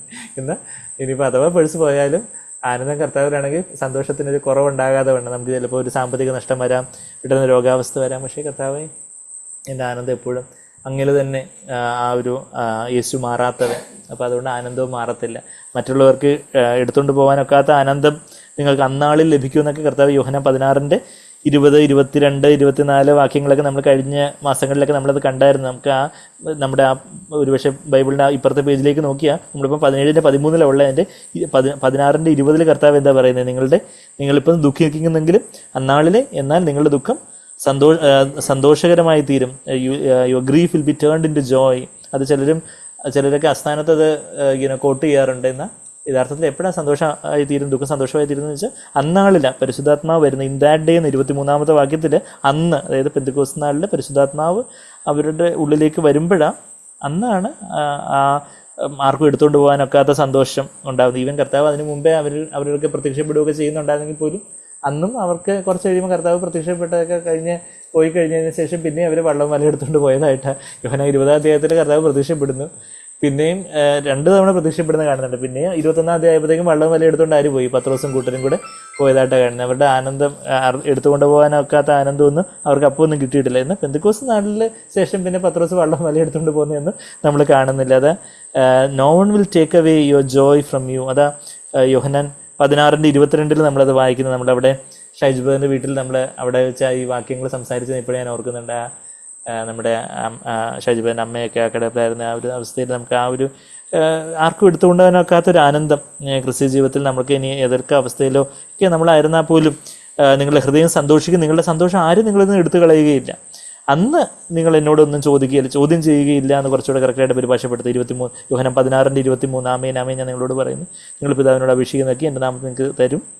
അത് കഴിഞ്ഞിട്ട് പറയും 24-ാമത്തെ വാക്യം, ഇന്ന് വരെ നിങ്ങൾ എൻ്റെ നാമത്തിൽ ഒന്നും അപേക്ഷിച്ചില്ല, അപേക്ഷിക്കും, എന്നാൽ നിങ്ങളുടെ സന്തോഷം പൂർണ്ണമാകും വണ്ണം നിങ്ങൾക്ക് ലഭിക്കും. കർത്താവിന് അറിയാം ഇവർക്ക് കുറച്ച് സന്തോഷമൊക്കെ ഉണ്ട്, എന്നാൽ അതങ്ങ് പൂർണ്ണമാകണം. ഒരു കപ്പിനകത്ത് വെള്ളം ഉണ്ടോ എന്ന് വെച്ചാൽ അടിമട്ടിൽ കുറച്ച് വെള്ളമുണ്ട്, അത് പോരാ, അതങ്ങ് ഫുള്ളാവണം.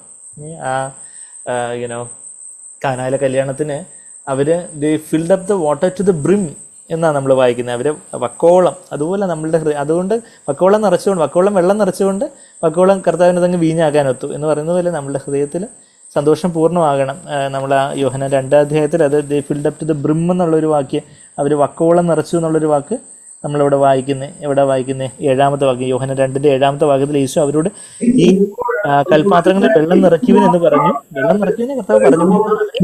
ഹോൾഹാർട്ടഡായിരുന്നു ശുശ്രൂഷകന്മാർ, സെർവൻസ്, വേലക്കാർ. അതുകൊണ്ട് വെള്ളം നിറയ്ക്കാനല്ലേ പറഞ്ഞിട്ടുണ്ട്, അപ്പോൾ ആദ്യം നിറച്ചേക്കാം എന്ന് വിചാരിച്ചില്ല. അവർ വക്കവെള്ളം നിറച്ചു. അതാ നമ്മൾ 7-ാമത്തെ ഭാഗത്തിൽ അവർ വക്കവെള്ളം നിറച്ചു. അപ്പോൾ നമ്മുടെ ഹൃദയത്തിൽ ആ സന്തോഷം എവിടെയെങ്കിലുമൊക്കെ ഒരു അടിമട്ടലൊരു സന്തോഷമല്ല, മറിച്ച് അതങ്ങ് നിറഞ്ഞു കവിയുന്നൊരു സന്തോഷം, ബബ്ലിംഗ് വിത്ത് ജോയ്. നമ്മൾ യേശുവിനെ കണ്ടവർക്കൊക്കെ ആനന്ദ തൈലത്താൽ അഭിഷിക്തനായിട്ട് നമ്മൾക്ക് ഇപ്പം വലിയൊരു തൈലം എല്ലാം കൂടെ നമ്മളുടെ തലവഴിയൊക്കെ ഒഴിക്കുകയാണെങ്കിൽ കാണുന്നവരെല്ലാം നമ്മൾ ഈ തൈലത്തെ കുളിച്ചിരിക്കുക എന്നുള്ള കാര്യം മനസ്സിലാവും. എന്ന് പറഞ്ഞതുപോലെ കർത്താവ് ആനന്ദ, he was anointed with oil of gladness above his companions. എൻ്റെ കൂട്ടുകാരിൽ പരമായിട്ട് ബാക്കിയുള്ളവരുടെ കേട്ടിൽ എല്ലാവരിലും ഏറ്റവും അധികം സന്തോഷമുള്ള ജീവിതം ഈ ഭൂമിയിൽ ജീവിച്ച ആരാന്ന് ചോദിച്ചാൽ ഏറ്റവും വലിയ കോടിപതിയാണ്. ഏറ്റവും കുറഞ്ഞ സന്തോഷമുള്ളത് ചിലപ്പോൾ കോടിപതിയായിരിക്കും. എന്ന് വെച്ചാൽ അയാൾക്കൊരു സന്തോഷവും സമാധാനം കാണത്തില്ല. എപ്പോഴാണ് ഈ കോടിയൊക്കെ പോകുന്നത്, എപ്പോഴാണ് ഇതെല്ലാം കൂടെ ഇടിഞ്ഞു വീഴുന്നത്, ആരെങ്കിലും കട്ടുകൊണ്ട് പോകുന്നത്, അല്ലെങ്കിൽ ആരെങ്കിലും കൊന്നിട്ട് ഈ കോടിയെല്ലാം കൂടെ എടുത്തുകൊണ്ട് പോകുന്നതെന്ന് കോടിപതികൾ വലിയ വലിയ ധനികന്മാർക്ക് സന്തോഷവും സമാധാനം കാണത്തില്ല. എന്നാൽ ഏറ്റവും അധികം സന്തോഷത്തോടെ ഈ ഭൂമിയിൽ ജീവിച്ച ആരാന്ന് ചോദിച്ചാൽ യേശു ക്രിസ്തുവാണ്. അപ്പോൾ അതിന് ശേഷം ഏറ്റവും അധികം സന്തോഷത്തോടെ ഈ ഭൂമിയിൽ ആരാ ജീവിച്ചതോ അല്ലെങ്കിൽ ജീവിക്കുന്നത് നമുക്ക് ആരാന്നറിയത്തില്ല. ആരാന്ന് ചോദിച്ചാൽ കർത്താവിനെ കഴിഞ്ഞിട്ട് ആരാണോ ഏറ്റവും അധികം തന്നെ താഴ്ത്തി പിതാവിൻ്റെ ഹിതത്തിനായിട്ട് യേശുവിൻ്റെ വചനത്തിനായിട്ട് ഏൽപ്പിച്ചു കൊടുത്ത് അയാളായിരിക്കും. അതാ secret of life is humility എന്ന് പറയുന്നത്. ഏറ്റവും അധികം നമ്മൾ എങ്ങനെ നമുക്ക് സന്തോഷം ഇങ്ങനെ മാനുഫാക്ചർ ചെയ്യുക, S2+O=H2O എന്നും പറഞ്ഞുകൊണ്ട് ഇങ്ങനെ മാനുഫാക്ചർ ചെയ്യാൻ ഒക്കുക സന്തോഷം. Na+Cl = NaCl, sodium chloride manufacture ചെയ്യുന്നത് പോലെ നമുക്ക് ഈ സന്തോഷം it is manufactured from heaven. ഇപ്പം ചിലതിൻ്റെ ഡ്യൂപ്ലിക്കേറ്റ് ഒക്കെ കിട്ടും, എന്നാൽ ഒറിജിനൽ കിട്ടുന്നുണ്ടെങ്കിൽ ആ കമ്പനിയുടെ പ്രൊഡക്റ്റ് തന്നെ വാങ്ങിക്കണം. എന്ന് പറഞ്ഞാൽ സ്വർഗത്തിൻ്റെ സന്തോഷം, എൻ്റെ സന്തോഷം അവർ പൂർത്തിയാക്കണം. കുറച്ച് മാനുഷിക സന്തോഷമൊക്കെ കുറച്ച് ആൾക്കാർ നമ്മളെക്കുറിച്ച് നല്ലത് പറയുമ്പോഴോ നമ്മളെ ആരെങ്കിലും ഒരു അഭിനന്ദിക്കുമ്പോഴോ നമുക്ക് ഇഷ്ടമുള്ള കാര്യങ്ങളൊക്കെ സംഭവിക്കുമ്പോഴോ ഒക്കെ നമുക്കൊരു സന്തോഷമൊക്കെ ഉണ്ടാവും. അത് മാനുഷികമായിട്ടുള്ള സന്തോഷം. എന്നാൽ എൻ്റെ സന്തോഷം സ്വർഗത്തിൽ മാനുഫാക്ചർ ചെയ്യപ്പെട്ട നിത്യമായിട്ടുള്ള ദൈവത്തിൻ്റെ ജീവൻ്റെ സന്തോഷം, ആ ജീവൻ്റെ ഭാഗമായിട്ടുള്ള ആ സന്തോഷം, അത് എന്നിൽ വന്ന് നിറയണമെങ്കിൽ താണ നിലത്തിൽ നീരോടും നമ്മൾ താഴ്മുള്ളവർക്ക് കർത്താവ് കൃപ നൽകുന്നത്. യാക്കോബ് 4:6 1 പത്രോസ് 5:5 താഴ്മയുള്ളവർക്ക് കൃപ നൽകുന്നു. താഴ്മയുള്ളവർക്ക് കൃപ എന്ന് പറഞ്ഞാൽ പരിശുദ്ധാത്മാവിൻ്റെ ശക്തി. പരിശുദ്ധാത്മാവിൻ്റെ ശക്തിയിൽ എന്താ ഉള്ളത്? ഈ സ്നേഹവും സന്തോഷവും സമാധാനവും എല്ലാം ഉള്ളത്. ആ പരിശുദ്ധാത്മാവാണ് കൃപയുടെ ആത്മാവ്. ആ താഴ്മയുള്ളവർക്കാണ് കർത്താവ് തന്നെ ഏറ്റവും അധികം പിതാവിന് മുമ്പാകെ താഴ്ത്തിയുണ്ട്. കർത്താവ് തൃത്വത്തിൽ രണ്ടാമനായതുകൊണ്ട് യേശു പിതാവ് അവനെ അനന്തതൈലത്തിൽ നിറച്ചു എന്നല്ല, മറിച്ച് അവന് നന്മയെ സ്നേഹിക്കുക. നമ്മൾ എബ്രായർ 1:9 ഒന്ന് പോവുകയാണെങ്കിൽ എന്തുകൊണ്ടാണ് യേശുവിനെ അനന്തതൈലത്താൽ നിറച്ചെന്നുള്ളതിന് കാരണം നമ്മളവിടെ കാണുന്നുണ്ട്. അവനെ ഒന്ന് ദ്വേഷിച്ചു, ഒന്ന് സ്നേഹിച്ചു. എന്ത് ദ്വേഷിച്ചു? ഈ എബ്രായർ 1-ാം 9 വാക്യം, അത് നമ്മുടെ സങ്കീർത്തനം 45:7 എന്നുള്ള കൊട്ടേഷനാണ്. അവിടെ നീ നീതിയെ ഇഷ്ടപ്പെടുകയും, യേശു എപ്പോഴും നീതി എന്ന് പറഞ്ഞാൽ പിതാവിൻ്റെ സ്വഭാവം, പിതാവിൻ്റെ ദിവ്യ സ്വഭാവം, ആ ജീവൻ, അതാ യേശു ഇഷ്ടപ്പെടുകയും. ഓരോ സമയത്തും എന്തെങ്കിലും ഒരു കള്ളം പറയാനുള്ളൊരു സാഹചര്യം, അല്ലെങ്കിൽ ഒരു അശുദ്ധമായിട്ടുള്ളൊരു ചിന്ത വരാനുള്ളൊരു സാഹചര്യം, അല്ലെങ്കിൽ കോപിക്കാനുള്ളൊരു സാഹചര്യം, അല്ലെങ്കിൽ മറ്റുള്ളവരോട് കയ്പായിട്ടിരിക്കാനോ അസൂയപ്പെടാനോ മുറുമുറുപ്പായിട്ടിരിക്കാനോ നിഗളിക്കാനോ ഒക്കെ ഉള്ള ഓരോരോ പ്രലോഭനങ്ങൾ, അവിടെ എല്ലാം കർത്താവ് എന്ത് ചെയ്തു? പിതാവ് നീതിയായിട്ടുള്ളത്, യേശുവിൻ്റെ പിതാവിൻ്റെ സ്വഭാവം, ആ ജീവൻ, ആ നീതിയെ ഇഷ്ടപ്പെടുകയും ദുഷ്ടതയെ, ആ ഹേറ്റഡ് ലോലെസ്നെസ്, ദുഷ്ടത അല്ലെങ്കിൽ നീതി അല്ലാത്തതായിട്ട് ദൈവത്തിൻ്റെ സ്വഭാവത്തിന് ചേരാത്തതായിട്ടുള്ള കാര്യത്തെ ദൂഷിക്കുകയും, ആ പാപത്തിൻ്റെ ഒരു ലാഞ്ചന പോലും എൻ്റെ ഉള്ളിൽ ഉണ്ടാവരുത്, ഒരു നിഗളത്തിൻ്റെ ഒരു സ്വാർത്ഥതയുടെ ഒരു കണിക പോലും കർത്താവെ അത് പിതാവെ എൻ്റെ ഉള്ളിലുണ്ടാകരുത്. അങ്ങനെ ആ ദുഷ്ടതയെ ദ്വേഷിക്കുകയും, അതായത് ഓപ്പറേഷൻ തിയേറ്ററൊക്കെ സ്റ്റെറിലൈസ് ചെയ്യുമ്പം കുറച്ച് അണുക്കളൊക്കെ അവിടെ ഇവിടെയൊക്കെ ഇരിക്കട്ടെ, ബാക്കി കുറച്ച് അണുക്കളൊക്കെ സ്റ്റെറിലൈസ് ചെയ്യാന്ന് പറഞ്ഞാൽ ചിലപ്പോൾ പേഷ്യൻ്റ് തട്ടിപ്പോകും. എന്നാൽ അത് ഫുള്ള് നല്ലതായിട്ട് സ്റ്റെറിലൈസ് ചെയ്യണം, വേറെ അണുക്കളൊന്നും ഇരിക്കരുത് എന്ന് പറയുന്നത് പോലെ, അതുപോലെ ദുഷ്ടതയെ, നമ്മൾ രോഗാണുക്കളെ ദൂഷിക്കുന്ന പോലെ നമ്മൾ ആൻറ്റിബയോട്ടിക് കഴിക്കുമ്പം രോഗാണുക്കളെല്ലാം ചത്തുപോകണം. കുറച്ച് രോഗാണുക്കൾ അവിടെ ഇരുന്നോട്ടെ, കുറച്ച് ചുമയും കഫവും ഒക്കെ ഇരുന്നാലും സാരമില്ല, കുറച്ച് രോഗാണുക്കൾ ചത്താൽ മതി എന്ന് നമ്മൾ വിചാരിക്കത്തില്ല. എല്ലാ രോഗാണുക്കളും ചത്തുപോകണമെന്ന് പറഞ്ഞുകൊണ്ട് നമ്മൾ ആൻറ്റിബയോട്ടിക് കഴിക്കുന്നത് എന്ന് പറയുന്നത് പോലെ, ആ രോഗാണുക്കളെക്കാട്ടിലും മാരകമായിട്ടുള്ള പാപത്തെ, ഏത് ക്യാൻസറിനെക്കാട്ടിലും മാരകമായിട്ടുള്ള പാപത്തെ, അതിനെ അങ്ങ് ദ്വേഷിക്കുകയും, അതാ നമ്മൾ 9-ാമത്തെ വാക്യത്തിൽ എബ്രായർ 1:9 നീ നീതിയെ ഇഷ്ടപ്പെടുകയും ദുഷ്ടതയെ ദ്വേഷിക്കുകയും ചെയ്തിരിക്കുകയാൽ ദൈവമേ നിന്റെ ദൈവം നിന്റെ കൂട്ടുകാരിൽ പരമായിട്ട്, കർത്താവിൻ്റെ കൂടെ ഉണ്ടായിരുന്ന ശിഷ്യന്മാരാവട്ടെ, ബാക്കി കർത്താവിനെ അനുഗമിച്ചിരുന്നവരാവട്ടെ, അവരിൽ പരമായിട്ട്, അവരിൽക്കാട്ടിൽ അധികമായിട്ട് നിന്നെ ആനന്ദ തൈലം കൊണ്ട്, ഓയിൽ ഓഫ് ഗ്ലാഡ്നസ് കൊണ്ട് അഭിഷേകം ചെയ്തിരിക്കുന്നു. പരിശുദ്ധാത്മാവിനെ കുറിച്ച് പറയുമോ? പരിശുദ്ധാത്മാവ് ഒരു ആനന്ദ തൈലമാണ്, ഓയിൽ ഓഫ് ഗ്ലാഡ്നസ് ആണ്. നമ്മൾ യെശയ്യാവിൻ്റെ പുസ്തകം 61-ാം അധ്യായത്തിൽ ഇതുപോലെ നമ്മുടെ വിലാപങ്ങൾ നൃത്തമായിട്ട് മാറും എന്നൊക്കെ പറയുന്നിടത്ത് പറയുന്നൊരു വാക്യത്തിൻ്റെ ഒരു പ്രയോഗമുണ്ട്. യെശയ്യാവ് എന്നാൽ പുതിയ നിയമത്തിൽ അതില്ല, അതിൻ്റേതായ പാരമ്യത്തിൽ നമുക്ക് അനുഭവിക്കാൻ സാധിക്കുന്ന യെശയ്യാവ് 61-ാം അധ്യായത്തിൽ അതിൻ്റെ 3-ാമത്തെ വാക്യത്തിൽ സിയോനിലെ ദുഃഖിതന്മാർക്ക് വെണ്ണീറിന് പകരം അലങ്കാരമായി, വെണ്ണീറിന് പകരം ദിവ്യസൗന്ദര്യം, ബ്യൂട്ടി ഫോർ ആഷസ്, നമ്മുടെ ബ്രദറിൻ്റെ പുസ്തകത്തിൻ്റെ പേരിടുന്ന ഇതിൽ നിന്ന് garland instead of ashes, beauty instead of ashes. വെണ്ണീരെന്ന് പറഞ്ഞാൽ എന്താ? കണ്ണീരല്ല, വെണ്ണീര് എന്ന് വെച്ചാൽ ചാരം. അതെ, സിയോനിലെ ദുഃഖിതന്മാർക്ക് വെണ്ണീറിന് പകരം, വെണ്ണീറായി തീർന്നെന്ന് പറഞ്ഞാൽ ഒന്നുമില്ല, ഇനിയിപ്പം ഹോപ്പൊന്നും ഇല്ല, എല്ലാം കഴിഞ്ഞു, എല്ലാം ചാരമായി തീർന്നു. ഒരാൾ ചാരമായി തീർന്നാൽ പിന്നെ ഇനിയിപ്പോൾ എന്തുവാ? എന്നാൽ അതിന് പകരം ദിവ്യസൗന്ദര്യം, അവിടെ ആ മരണത്തിൽ നിന്ന് ഒരു പുനരുദ്ധാനത്തിൻ്റെ ശക്തി, അവിടെ വെണ്ണീറിന് പകരം അലങ്കാരമായും ദുഃഖത്തിന് പകരം ആനന്ദ തൈലവും. അവിടെ നമ്മൾ എന്താ വായിക്കുന്നത്? Oil of gladness instead of morning എന്നാണ് വായിക്കുന്നത്.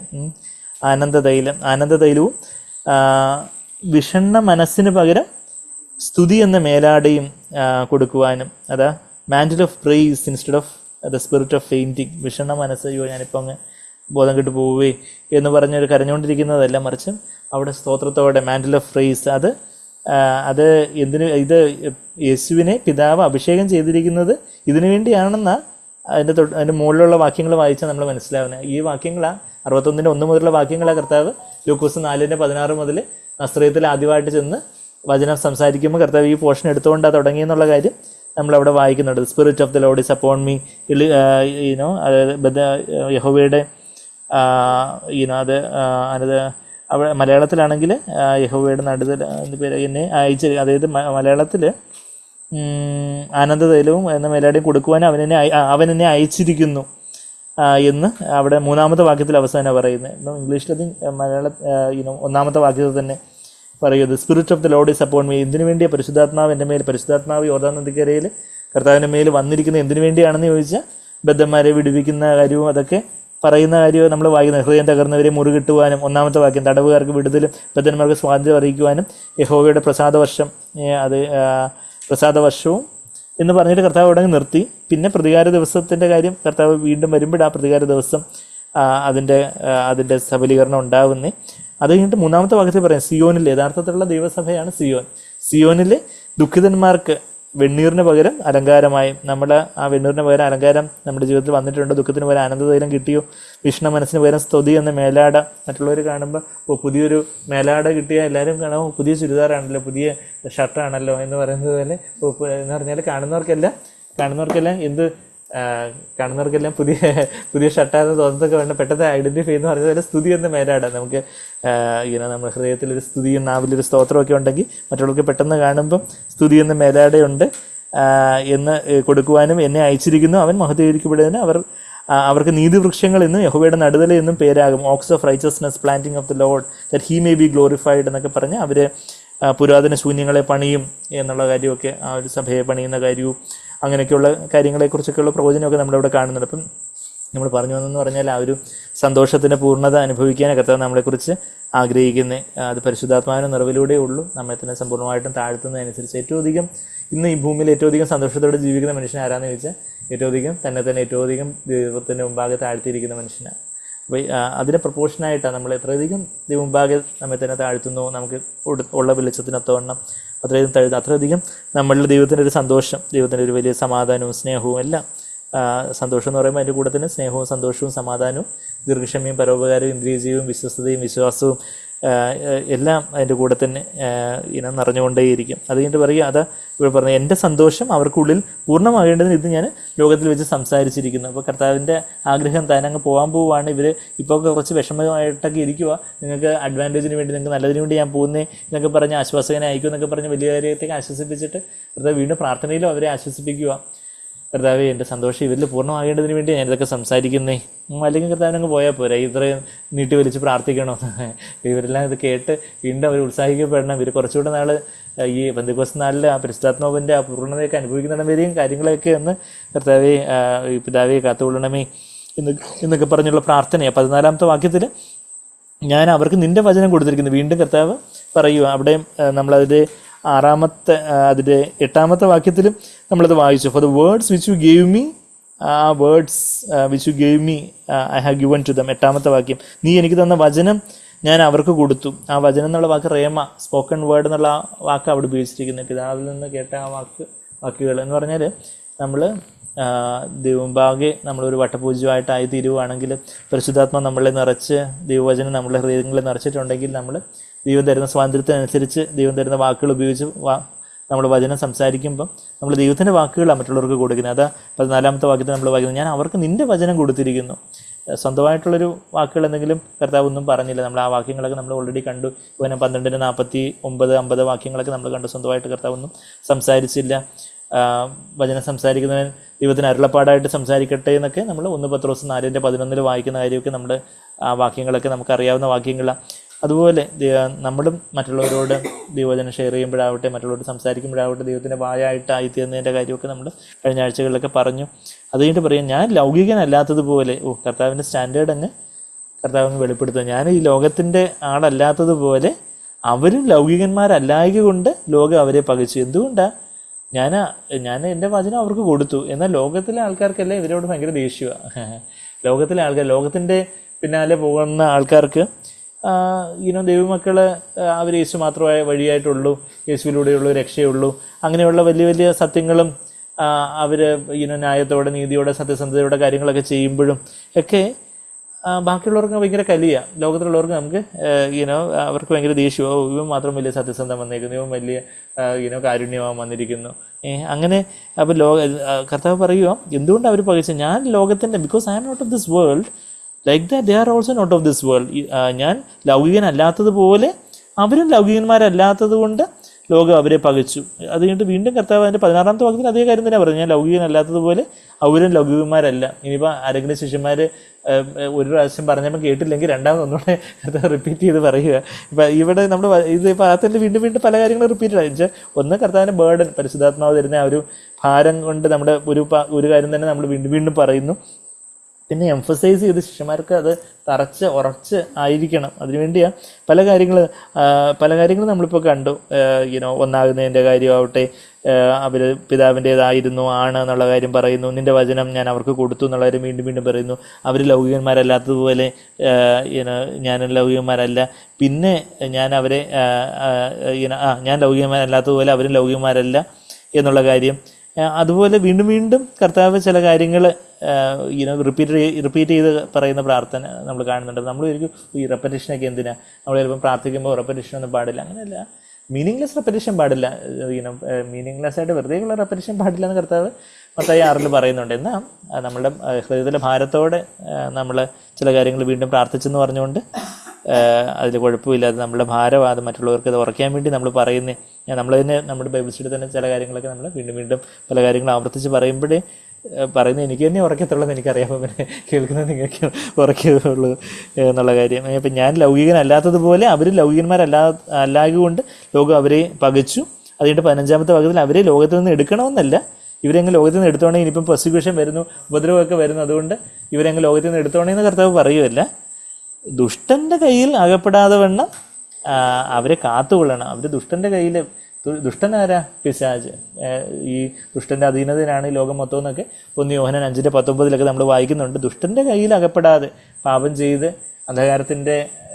അന്ധകാരത്തിലേക്ക് നമ്മൾ പാപം ചെയ്ത് നമ്മളുടെ മനസാക്ഷിയെ മലീമസപ്പെടുത്തി മനസാക്ഷിക്കെതിരായിട്ട് നമ്മൾ സ്വന്തം ഇഷ്ടം ചെയ്യുമ്പം നമ്മൾ ദുഷ്ടൻ്റെ കയ്യിൽ അറിയാതെ അകപ്പെടും. പിന്നെ നമ്മൾ മാനസാന്തരപ്പെട്ട് പെട്ടെന്ന് മനസാക്ഷി കഴുകപ്പെട്ട് വെളിച്ചത്തിൻ്റെ ഇതിലേക്ക് വരണം.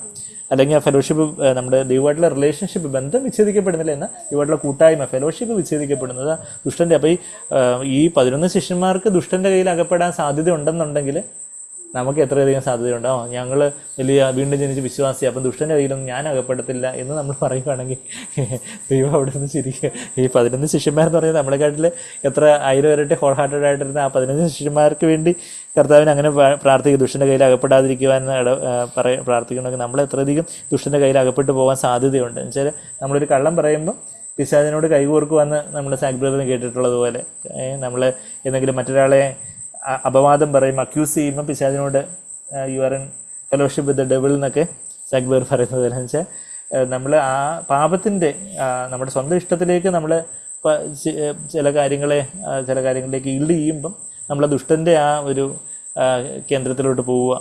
എന്നാൽ നമുക്ക് ഒരുപക്ഷെ നമ്മുടെ അറിയായ്മയിൽ നമ്മൾ വെളിച്ചമില്ലാത്തത് കൊണ്ട് ചെയ്യുന്ന കാര്യമില്ല, എന്നാൽ നമ്മൾ മനഃപൂർവ്വമായിട്ട് കോൺഷ്യസ് സിൻ എന്നുള്ള കാര്യം അങ്ങനെ അപ്പോൾ ദുഷ്ടൻ്റെ അതിലോട്ട് അകപ്പെടും. എന്നാൽ നമുക്ക് പെട്ടെന്ന് ദൈവം വെളിച്ചം തരുമ്പോൾ, അല്ലെങ്കിൽ നമ്മൾ വീണുപോയി എന്നുള്ളൊരു കാര്യം ബോധ്യപ്പെടുമ്പോൾ പെട്ടെന്ന് തന്നെ നമ്മൾ മനസ്സാന്തരപ്പെടുക. കർത്താവേ, ഇനിയിപ്പോൾ വീണെടുത്ത് കിടന്ന് ഉരുളാനല്ല കർത്താവേ, എന്നോട് ക്ഷമിക്കണമേ, ഞാൻ പാപം തെറ്റ് ചെയ്തു പോയി, എൻ്റെ ചിന്തയിലൊരു തെറ്റ് വന്നു, എൻ്റെ വാക്കിലൊരു തെറ്റായിട്ടുള്ള വാക്ക് പുറപ്പെട്ടു പോയി, കർത്താവേ എൻ്റെ പ്രവൃത്തി ശരിയായി പോയില്ല, കർത്താവേ എന്നോട് ക്ഷമിക്കണമേ എന്ന് പറഞ്ഞ് നമ്മൾ അവിടുന്ന് ആ ദുഷ്ടൻ്റെ കയ്യിൽ അകപ്പെടാതെ ദൈവത്തെ കാത്തുകൊള്ളപ്പെടണം. അതായത് എൻ്റെ കയ്യിൽ നിന്ന് ആരെയും അവർക്ക് എടുത്തുകൊണ്ട് പോകാനൊക്കത്തില്ല, പിതാവിൻ്റെ കയ്യിൽ നിന്നും, പിതാവ് എന്നെക്കാട്ടിലും വലിയവൻ, യേശു ഭൂമിയിലായിരുന്നപ്പോൾ പിതാവ് എന്നെക്കാട്ടിലും വലിയവൻ, പിതാവിൻ്റെ കയ്യിൽ നിന്നും ആർക്കും എടുത്തുകൊണ്ട് പോകാനൊക്കത്തില്ല എന്നൊക്കെ യോഹന്നാൻ 10:28-29 വാക്യങ്ങളിലൊക്കെ നമ്മൾ വായിക്കുന്നത് പോലെ. അതാ ദുഷ്ടൻ്റെ കയ്യിൽ അകപ്പെടാതെ വണ്ണം അവരെ കാത്തുകൊള്ളണമേ എന്നത്രേ ഞാൻ അപേക്ഷിക്കുന്നത്. എന്നിട്ട് വീണ്ടും കർത്താവ് പറയുക, ഞാൻ ലൗകികനല്ലാത്തതുപോലെ അവരും ലൗകികന്മാരല്ല. നമ്മൾ ഈ ലോകത്തിൻ്റേതല്ല, വെള്ളത്തിലാണ്, എന്നാൽ വെള്ളം വള്ളത്തിലില്ല. നമ്മൾ ഈ ലോകത്തിൻ്റേതല്ല. I am not of this world. ഞാൻ അതും കൂടെ വായിച്ച് നിർത്തട്ടെ. ഇതേ യോഹന്നാൻ 18 അടുത്ത അധ്യായത്തിൽ കർത്താവ് പറയുന്നുണ്ട്, ഞാൻ ഈ ലോകത്തിൻ്റേതല്ല, എൻ്റെ രാജ്യം ഈ ലോകത്തിൻ്റേതല്ല. 36-ാമത്തെ വാക്യം, എൻ്റെ രാജ്യം ഐഹികമല്ല. Is not of this world. ഐഹികമല്ല എന്നുള്ളത് ശരിക്കും അക്ഷരികമായിട്ടുള്ള പരിഭാഷ എൻ്റെ രാജ്യം ഈ ലോകത്തിൻ്റേതല്ല എന്ന് അവിടെ പരിഭാഷപ്പെടുത്തുന്നുണ്ട്. എൻ്റെ താഴോട്ട് എന്നാൽ എൻ്റെ രാജ്യം ഐഹികമല്ല എന്നുള്ളത് കറക്റ്റ് പരിഭാഷ. എന്നാൽ ആദ്യത്തെ വാക്യത്തിൽ എൻ്റെ രാജ്യം ഈ ലോകത്തിൻ്റേതല്ല, എൻ്റെ രാജ്യം ഐഹികമായിരുന്നുവെങ്കിൽ എന്നെ യഹൂദന്മാരുടെ കയ്യിൽ ഏൽപ്പിക്കാതെ വണ്ണം എൻ്റെ സേവകർ പോരാടുമായിരുന്നു. എന്നാൽ എൻ്റെ രാജ്യം ഐഹികമല്ല. നമ്മൾ ഈ ലോകത്തിൽ ജീവിക്കുമ്പം ശരിയാണ്, നമ്മൾ വാങ്ങുന്നു, വിൽക്കുന്നു, കൊടുക്കുന്നു, നമ്മൾ ജോലി ചെയ്യുന്നു, ഉത്തരവാദിത്തങ്ങൾ ചെയ്യുന്നു, ലോകത്തിലെ പല ഉത്തരവാദിത്തങ്ങൾ, ഭൂമിയിലെ പല ഉത്തരവാദിത്തങ്ങളും കാര്യങ്ങളും എല്ലാം നമ്മൾ ചെയ്യുന്നു. എന്നാൽ അതൊന്നും ലോകത്തിൻ്റെ ആൾക്കാരെ പോലെ അല്ല നമ്മൾ ചെയ്യുന്നത്. അതൊരു സ്വർഗീയ വീക്ഷണകോണിൽ കൂടെ ചെയ്യുവാൻ നമ്മൾ പഠിക്കുന്നു, സ്കൂളിൽ പോകുന്നു, കോളേജിൽ പോകുന്നു, വർക്ക് ചെയ്യുന്നു, ഡ്രൈവ് ചെയ്യുന്നു. എന്നാൽ അതെല്ലാം ഒരു സ്വർഗീയമായ വീക്ഷണകോണിൽ കൂടെ. ഞാൻ ഈ ലോകത്തിൻ്റെ അല്ല, ശരിയാണ്, എന്നെ ലോകത്തിൽ ദൈവയുടെ കർത്താവിനെ വെളിച്ചമായിട്ട് ആക്കി വെച്ചിരിക്കുക. എന്നാൽ ഞാൻ ലൗകികന്മാരല്ലാത്തത്, യേശു ലൗകികനല്ലാത്തതുപോലെ തന്നെ ഞാനും ലൗകികനല്ല. I am not of this world, ഞാൻ ലോകത്തിൻ്റെതല്ല, എൻ്റെ രാജ്യം ഐഹികമല്ല എന്ന് കർത്താവ് പിലാത്തോസിൻ്റെ മുമ്പാകെ പറഞ്ഞ ഒരു സാക്ഷ്യമുണ്ട്. ആ സാക്ഷ്യം കർത്താവ് പിലാത്തോസിന് മുമ്പാകെ 2 സാക്ഷ്യങ്ങൾ പറയുന്നത് നമ്മൾ വായിക്കുന്നു. ഒന്ന് യോഹന്നാൻ 18:36 ഇപ്പം നമ്മൾ വായിച്ചു, എൻ്റെ രാജ്യം ഐഹികമല്ല. പിന്നെ 19:11 അധികാരം എങ്ങനെ പിതാവ് തന്നിട്ടില്ലാതെ ആർക്കും എൻ്റെ മേൽ അധികാരം ഇല്ല എന്നുള്ള കാര്യം അങ്ങനെ പറയുന്നു. ആ 2 സാക്ഷ്യങ്ങളെ ഉദ്ധരിച്ചുകൊണ്ട് പൗലോസ് തിമോത്തിയോസിനോട് പറയുന്നുണ്ട്. ഇവിടെ 1 തിമോത്തിയോസ് 6-ാം അധ്യായത്തിൽ പോന്തിയോസ് പൈലറ്റിന് മുമ്പാകെ 13-ാമത്തെ വാക്യം, അതെ, 1 തിമോത്തിയോസ് 6:13 നീ നിഷ്കളങ്കനും നിരപവാദിനുമായി ഈ കൽപ്പന നമ്മുടെ കർത്താവ് യേശു ക്രിസ്തുവിന് പ്രത്യക്ഷത്തിൽ പ്രമാണിച്ചു കൊള്ളണം എന്ന് പറഞ്ഞിട്ട് ഇംഗ്ലീഷിൽ 13-ാമത്തെ വാക്യം, മലയാളത്തിൽ 14-ാമത്തെ വാക്യം, എന്നിങ്ങനെ സകലത്തെയും ജീവിപ്പിക്കുന്ന ദൈവത്തെയും പോന്തിയോസ് പിലാത്തോസിൻ്റെ മുമ്പിൽ നല്ല സ്വീകാര്യം കഴിച്ച ക്രിസ്തുയേശുവിനെയും സാക്ഷി വെച്ച് ഞാൻ നിന്നോട് ആജ്ഞാപിക്കുന്നു. പോന്തിയോസ് പിലാത്തോസിന് മുമ്പിൽ നല്ല സ്വീകാര്യം കഴിച്ച യേശു, കർത്താവിനെ കുറിച്ച് പറയുന്ന, കർത്താവിനെ വിശേഷിപ്പിക്കുക, Christ Jesus who testified the good confession before Pontius Pilate. അപ്പം കർത്താവിൻ്റെ ആ ഗുഡ് കൺഫെഷൻ എന്തായിരുന്നു? ഞാൻ ലോകത്തിൻ്റെതല്ല, എൻ്റെ മേലെ ആർക്കെങ്കിലും അധികാരം വേണമെങ്കിൽ അത് പിതാവ് തന്നിട്ടല്ലാതെ വേറെ ആർക്കും അധികാരമില്ല എന്ന് പോന്തിയോസ് പിലാത്തോസിന് മുമ്പാകെ, തന്നെ ക്രൂശിക്കാൻ അധികാരം ഉണ്ടായിരുന്ന ആ ഗവർണറായിട്ടുള്ള പോന്തിയോസ് പിലാത്തോസിന് മുമ്പാകെ കർത്താവ് വളരെ കൂളായിട്ട് നിന്ന് പറഞ്ഞതുപോലെ ഉള്ള ആ ഒരു കാര്യം ഓർപ്പിച്ചുകൊണ്ട് തിമോത്തിയോസിനെ പ്രബോധിപ്പിക്കുന്നത് നമ്മളവിടെ 1 തിമോത്തിയോസ് 6:13-14 വാക്യങ്ങളിൽ കാണുന്നത് പോലെ. ഞാൻ ലൗകികനല്ല. നമ്മളുടെ ജീവിതത്തിൽ നമ്മൾ ഈ ലോകത്തിൻ്റെതല്ല, ലോകത്തോട് അനുരൂപപ്പെടാതെ നന്മയും പൂർണ്ണതയും പ്രസാദവുമുള്ള ദൈവഹിതം എന്തെന്ന് തിരിച്ചറിയുവാനൊക്കെ നമ്മൾ റോമർ 12-ാം അധ്യായത്തിൻ്റെ 2-ാമത്തെ വാക്യത്തിൽ വായിക്കുന്നത് പോലെ. അപ്പോൾ നമ്മളിന്ന് പല കാര്യങ്ങൾ കണ്ടു. എന്തൊക്കെയാണ്? കർത്താവ് നമുക്ക് വേണ്ടി പക്ഷപാതം ചെയ്യുന്ന കാര്യം കണ്ടു, കർത്താവ് നമ്മളെ സൂക്ഷിക്കുന്ന കാര്യം കണ്ടു, തിരുവഴുത്ത് കർത്താവ് ശൈശവം മുതൽ സ്നേഹിച്ച് ആരാഞ്ഞ കാര്യം കണ്ടു. പിന്നെ നാശയോഗ്യെന്ന് യൂദാസിനെ കുറിച്ച് പറയുമ്പോൾ അവൻ തന്നെ നാശം വേസ്റ്റ് എന്നൊക്കെ പറഞ്ഞുകൊണ്ടിരുന്നവനായിരുന്നു. അതുപോലെ തന്നെ പിന്നെന്താ നമ്മൾ കണ്ടേ? ആ ഒരു വലിയ സന്തോഷം, സ്വർഗീയ സന്തോഷം, ആനന്ദ നദി, ക്രിസ്തീയ ജീവിതം എത്ര ആനന്ദത്താൽ നിറയപ്പെട്ടതായിരിക്കണം. നമ്മളതുപോലെ താഴ്മയോടെ നീതിയെ സ്നേഹിച്ച് അനീതിയെ, ദുഷ്ടതയെ ദ്വേഷിച്ചാൽ, അതായത് പാപത്തെ വെറുത്ത് കർത്താവിൻ്റെ സ്വഭാവത്തെ അതുപോലെ സ്നേഹിക്കുകയും അങ്ങനെ ചെയ്യുകയാണെങ്കിൽ, അങ്ങനെ അതിനായിട്ട് നമ്മൾ നമ്മുടെ ജീവിതം ഏൽപ്പിച്ചു കൊടുക്കുകയാണെങ്കിൽ എല്ലാവരിലും അധികമായിട്ട് വലിയ സന്തോഷം അനുഭവിക്കുവാൻ, ഏറ്റവും വലിയ സന്തോഷം അനുഭവിക്കുവാൻ ഇത് നമ്മളെ സഹായിക്കും. പിന്നെ നമ്മൾ മറ്റുള്ളവർക്ക് കർത്താവിൻ്റെ വചനം കൊടുക്കണ്ടേ. പിന്നെന്താ നമ്മൾ വായിച്ചേ? ദുഷ്ടൻ്റെ കയ്യിൽ അകപ്പെടാനുള്ള സാധ്യതയുണ്ടെന്ന്. ഈ ലോകത്തിൽ നിന്ന് പെർസിക്യൂഷൻ ഒന്നും വരാതെ, പെർസിക്യൂഷൻ മഹോപദ്രവം വരുമ്പം അതിനു മുമ്പേ സഭ എടുക്കപ്പെടും എന്നൊക്കെ പറഞ്ഞ് പല ദുരുപദേശക്കാർ ഇന്ന് ക്രിസ്തീയ സഭകളിൽ ഉണ്ട്. എന്ന യഥാർത്ഥത്തിലുള്ള ദൈവവചനം പറയുന്നത് എന്താ? മഹോപദ്രവത്തിലൂടെ സഭ കടന്നു പോകുമെന്ന് പറയുമ്പോൾ അങ്ങനെ തന്നെ പറയാനും, ലോകത്തിൽ നിന്ന് ഉപദ്രവം വരുമ്പോൾ എടുത്തുകൊള്ളൂ എന്നല്ല, മറിച്ച് അതിലൂടെ കടന്നു പോകാൻ, ദൈവത്തിൻ്റെ ക്രോധത്തിൽ നിന്ന് മുമ്പേ ദൈവം എടുത്തുകൊള്ളും, എന്നാൽ പിശാചിൻ്റെ ക്രോധത്തിലൂടെ കടന്നു പോകാൻ ദൈവം അനുവദിക്കും. ലോകത്തിൽ നിന്ന് എടുക്കണമെന്നില്ല, എന്നാൽ ആ കഷ്ടതയിലൂടെയൊക്കെ പോകുമ്പോഴും, വലിയ നിന്ന കഷ്ടതയിലൂടെയൊക്കെ പോകുമ്പോഴും അവിടെ ദൈവത്തെ ദുഷിക്കാതെ, ദൈവത്തോട് പരാതിയും പെറുവീർപ്പും പറഞ്ഞ് ദൈവത്തോട് മറുതലിക്കാതെ അല്ലെങ്കിൽ ദൈവത്തോട് മത്സരിക്കാതെ ആയിരിക്കുന്ന ആ ഒരു താഴ്മയോടെ സ്തോത്രത്തോടെ ആയിരിക്കുന്ന ഒരു കാര്യവും. അങ്ങനെ പിന്നെ നമ്മൾ ലോകക്കാരല്ല. യേശു അതിൻ്റെ സ്റ്റാൻഡേർഡ്, യേശു എങ്ങനെ ഈ ലോകക്കാരനല്ലാതെ ഈ ഭൂമിയിൽ ജീവിച്ചോ അതുപോലെ ഞാൻ ഈ ലോകത്തിൻ്റേതല്ല എന്നുള്ളൊരു കാര്യം. അത് വെസ്റ്റ്വേഴ്സ് ബൈബിൾ സ്റ്റഡിയിൽ ബ്രദർ ഇങ്ങനെ പറയുന്ന, ഒരു കപ്പൽ നമ്മൾ വെള്ളത്തിലിറക്കാതെ അത് കരയിലിട്ടുകൊണ്ട് അത് ഭയങ്കര വാട്ടർ പ്രൂഫാണ്, വാട്ടർ ടൈറ്റാന്ന് പറയുന്നതിൽ വലിയ അർത്ഥമില്ല. അത് വെള്ളത്തിൽ ഇറക്കിയിട്ടും അതിനകത്ത് വെള്ളം കയറിയില്ലെന്ന് പറഞ്ഞാൽ അതൊരു പ്രൂഫാണ് എന്ന് പറഞ്ഞതുപോലെ നമ്മളെ ലോകത്തിൽ നിന്ന് എടുത്ത് മാറ്റിയിട്ട് നമ്മൾ ലോകത്തിൻ്റെ അല്ല എന്ന് പറയുമല്ലേ, മറിച്ച് ലോകത്തിൽ തന്നെ നമ്മൾ വെച്ചേക്കുക. ഈ വെള്ളത്തിൽ തന്നെ ഈ വള്ളം ഉള്ളത്, ഈ ഷിപ്പുള്ള എന്ന ഈ ലോകത്തിൻ്റെ വെള്ളമൊന്നും ഈ വള്ളത്തിലോട്ട് കയറാതെ ആയിരിക്കുന്നു. അപ്പോൾ ആ വള്ളം നല്ല വാട്ടർ പ്രൂഫായിട്ടുള്ള വള്ളമാണ് എന്നുള്ളൊരു കാര്യം പറയുന്നത് പോലെ, അപ്പം നമ്മളും ലോകത്തിൻ്റേതല്ല, വലിയ ആനന്ദതൈലത്തെ നിറയപ്പെട്ടവരായിട്ട് ഈ ഭൂമിയിൽ ജീവിക്കാൻ വെണ്ണൂറിന് പകരം ദിവ്യ സൗന്ദര്യവും സ്തുതിയുടെ മേലാടയും ആനന്ദതൈലമൊക്കെ അനുഭവിച്ചുകൊണ്ട് ജീവിക്കാൻ ദൈവം നമ്മളെ വിളിച്ചിരിക്കുന്നത്. ഈ വലിയൊരു വിളിയെ നമ്മളുടെ വലിയൊരു വെല്ലുവിളിയായിട്ടെടുത്ത് നമുക്ക് ആ വചനത്തെ നമ്മെ തന്നെ ഏൽപ്പിച്ചു കൊടുക്കാം. ഷാനി ജെ ക്രോസ്ബി എന്ന് പറഞ്ഞ ഒരു അന്ധയായ ഒരു വനിത എഴുതിയ ഇംഗ്ലീഷ് പാട്ട് ബ്ലെസ്സഡ് അഷ്യൂറൻസിൻ്റെ മലയാളം പാട്ടായത്. അന്ധയായ വനിതയാ. അവളെ 2ാമത്തെ 3ാമത്തെ വയസ്സിൽ മുറിവൈദ്യരാരോ അവളെ ചികിത്സിച്ചു. അങ്ങനെ അവളുടെ കാഴ്ച നഷ്ടപ്പെട്ടു പോയി. എന്നാൽ കർത്താവിനെ അറിഞ്ഞ എനിക്ക് തോന്നുന്നു 1000-ങ്ങളോളം ഇംഗ്ലീഷ് ഹിംസ് സ്തോത്രഗീതങ്ങൾ എഴുതുവാൻ ഷാനി ജെ ക്രോസ്ബി ദൈവം സഹായിച്ചു. നമ്മളിപ്പോൾ ഈ പാട്ട് പാടുമ്പോൾ എനിക്ക് പാട്ടും പ്രശംസയും ദൈവകുഞ്ഞാടും തൻ്റെ കുരിശുവാണെന്ന് നമ്മൾ പാടുമ്പോൾ ഒരു അന്ധയായിട്ടുള്ള ഒരു വനിത അവൾക്ക് അവളുടെ സന്തോഷം ഷാനി ജെ ക്രോസ്ബി ഇങ്ങനെ പറഞ്ഞതായിട്ടുള്ളതായിട്ട് കേട്ടിട്ടുണ്ട്. എനിക്ക് കാഴ്ച കിട്ടുമ്പോൾ ഞാൻ ആദ്യം കാണുന്നത് യേശുവിനെ ആയിരിക്കും.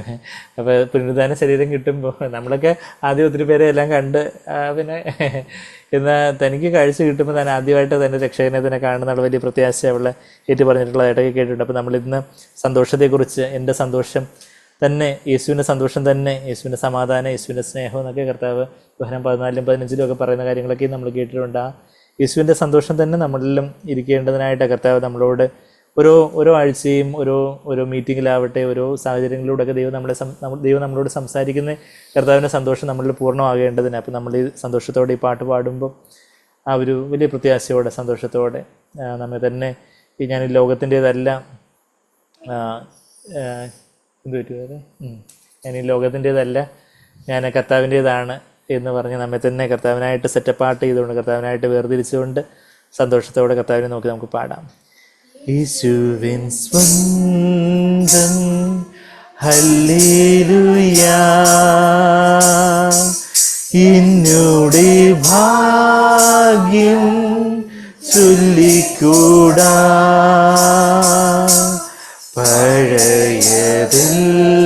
പഴയതെല്ലാം കഴിഞ്ഞു പോയി കണ്ടാലും സർവം പുതിയ എനിക്കു പാട്ടും പ്രശംസയും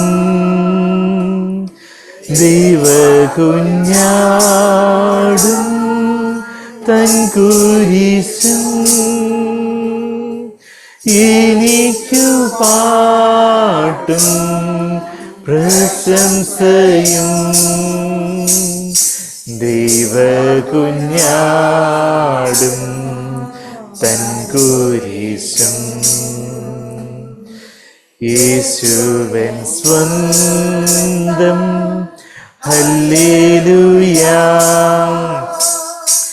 തീർത്തു ഏനാദ്യം നീരാവും ഇരുട്ടിൻ പാശം അറുത്തുതാ ജീവപ്രകാശം കാണുന്നു ഞാൻ എനിക്കു പാട്ടും പ്രശംസയും ദൈവകുഞ്ഞാടും തൻ കുരിശും എനിക്കു പാട്ടും പ്രശംസയും ദൈവകുഞ്ഞാടും തൻ കുരിശും യേശുവിൻ സ്വന്തം ഹല്ലേലൂയാ തുറന്ന സ്വർഗം കാണുന്നിതാ പാപം താൻ നീക്കി രക്തത്തിനാ ദൈവകുഞ്ഞാക്കി ആത്മാവിനാ എനിക്കു പാട്ടും പ്രശംസയും ദൈവകുഞ്ഞാടും തൻ കുരിശും എനിക്കു പാട്ടും പ്രശംസയും ദൈവകുഞ്ഞാടും തൻ കുരിശും. യേശുവിൻ സ്വന്തം ഹല്ലേലൂയാ, ഈ സ്നേഹബന്ധം നിൽക്കും സദാ. മരണത്തോളം സ്നേഹിച്ചു താൻ, നിത്യതയോളം സ്നേഹിക്കും താൻ. എനിക്കു പാട്ടും പ്രശംസയും ദൈവകുഞ്ഞാടും തൻ കുരിശും. എനിക്കു പാട്ടും പ്രശംസയും ദൈവകുഞ്ഞാടും തൻ കുരിശും. യേശുവിൻ സ്വന്തം ഹല്ലേലൂയാ, നിന്റെ സമ്പാദ്യം ഞാൻ രക്ഷകാ, നീ എൻ കർത്താവും സ്നേഹിതനും ജീവദാതാവും സകലവും. എനിക്കു പാട്ടും പ്രശംസയും ദൈവകുഞ്ഞാടും തൻ കുരിശും. എനിക്കു പാട്ടും പ്രശംസയും ദൈവകുഞ്ഞാടും തൻ കുരിശും. കർത്താവിൻ്റെ സ്വന്തം, കർത്താവാണ് എൻ്റെ സ്വന്തം, യേശുവിൻ്റെ സ്വന്തം. ഹല്ലേലൂയ. എനിക്ക് പിന്നെ വേറെ എന്താ വേണ്ടത്? എൻ്റെ പാട്ടും പ്രശംസയെല്ലാം ദൈവകുഞ്ഞാടും അവൻ്റെ ക്രൂശുമാണ്. ബാക്കി എനിക്ക് സന്തോഷിക്കാൻ, ഇനി സന്തോഷിക്കാതിരിക്കാൻ ഇനി എന്താ എനിക്ക് കുറവുള്ളത്? യേശു എൻ്റെ സ്വന്തമായിട്ട് തീർന്നു. സകല പ്രപഞ്ചത്തെയും നിയന്ത്രിക്കുന്നവൻ, സകലത്തിൻ്റെയും സ്വർഗത്തിലും ഭൂമിയിലും സകല അധികാരമുള്ളവൻ എൻ്റെ സ്വന്തമാണ്. അപ്പോൾ പിന്നെ ഞാൻ പിന്നെ എന്തിനാ വിഷമിക്കേണ്ടത്? ഞാൻ എന്തിനെക്കുറിച്ച് ആകുലപ്പെടേണ്ടതായിട്ടുള്ളത്? ഞാൻ എന്തിനെക്കുറിച്ച് മനസ്സ് കലങ്ങേണ്ടതായിട്ടുള്ളത്? എൻ്റെ കർത്താവും അവൻ്റെ കുരിശും, അതാണ് എൻ്റെ വലിയ പ്രശംസ.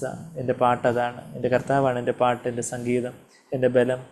ഓ കർത്താവേ, അവിടുന്ന് കർത്താവേ ഈ വചനങ്ങളൊക്കെ ഞങ്ങളോട് സംസാരിച്ചത് അവിടുത്തെ സന്തോഷം ഞങ്ങളിൽ പൂർണ്ണമാകാൻ വേണ്ടിയാണല്ലോ.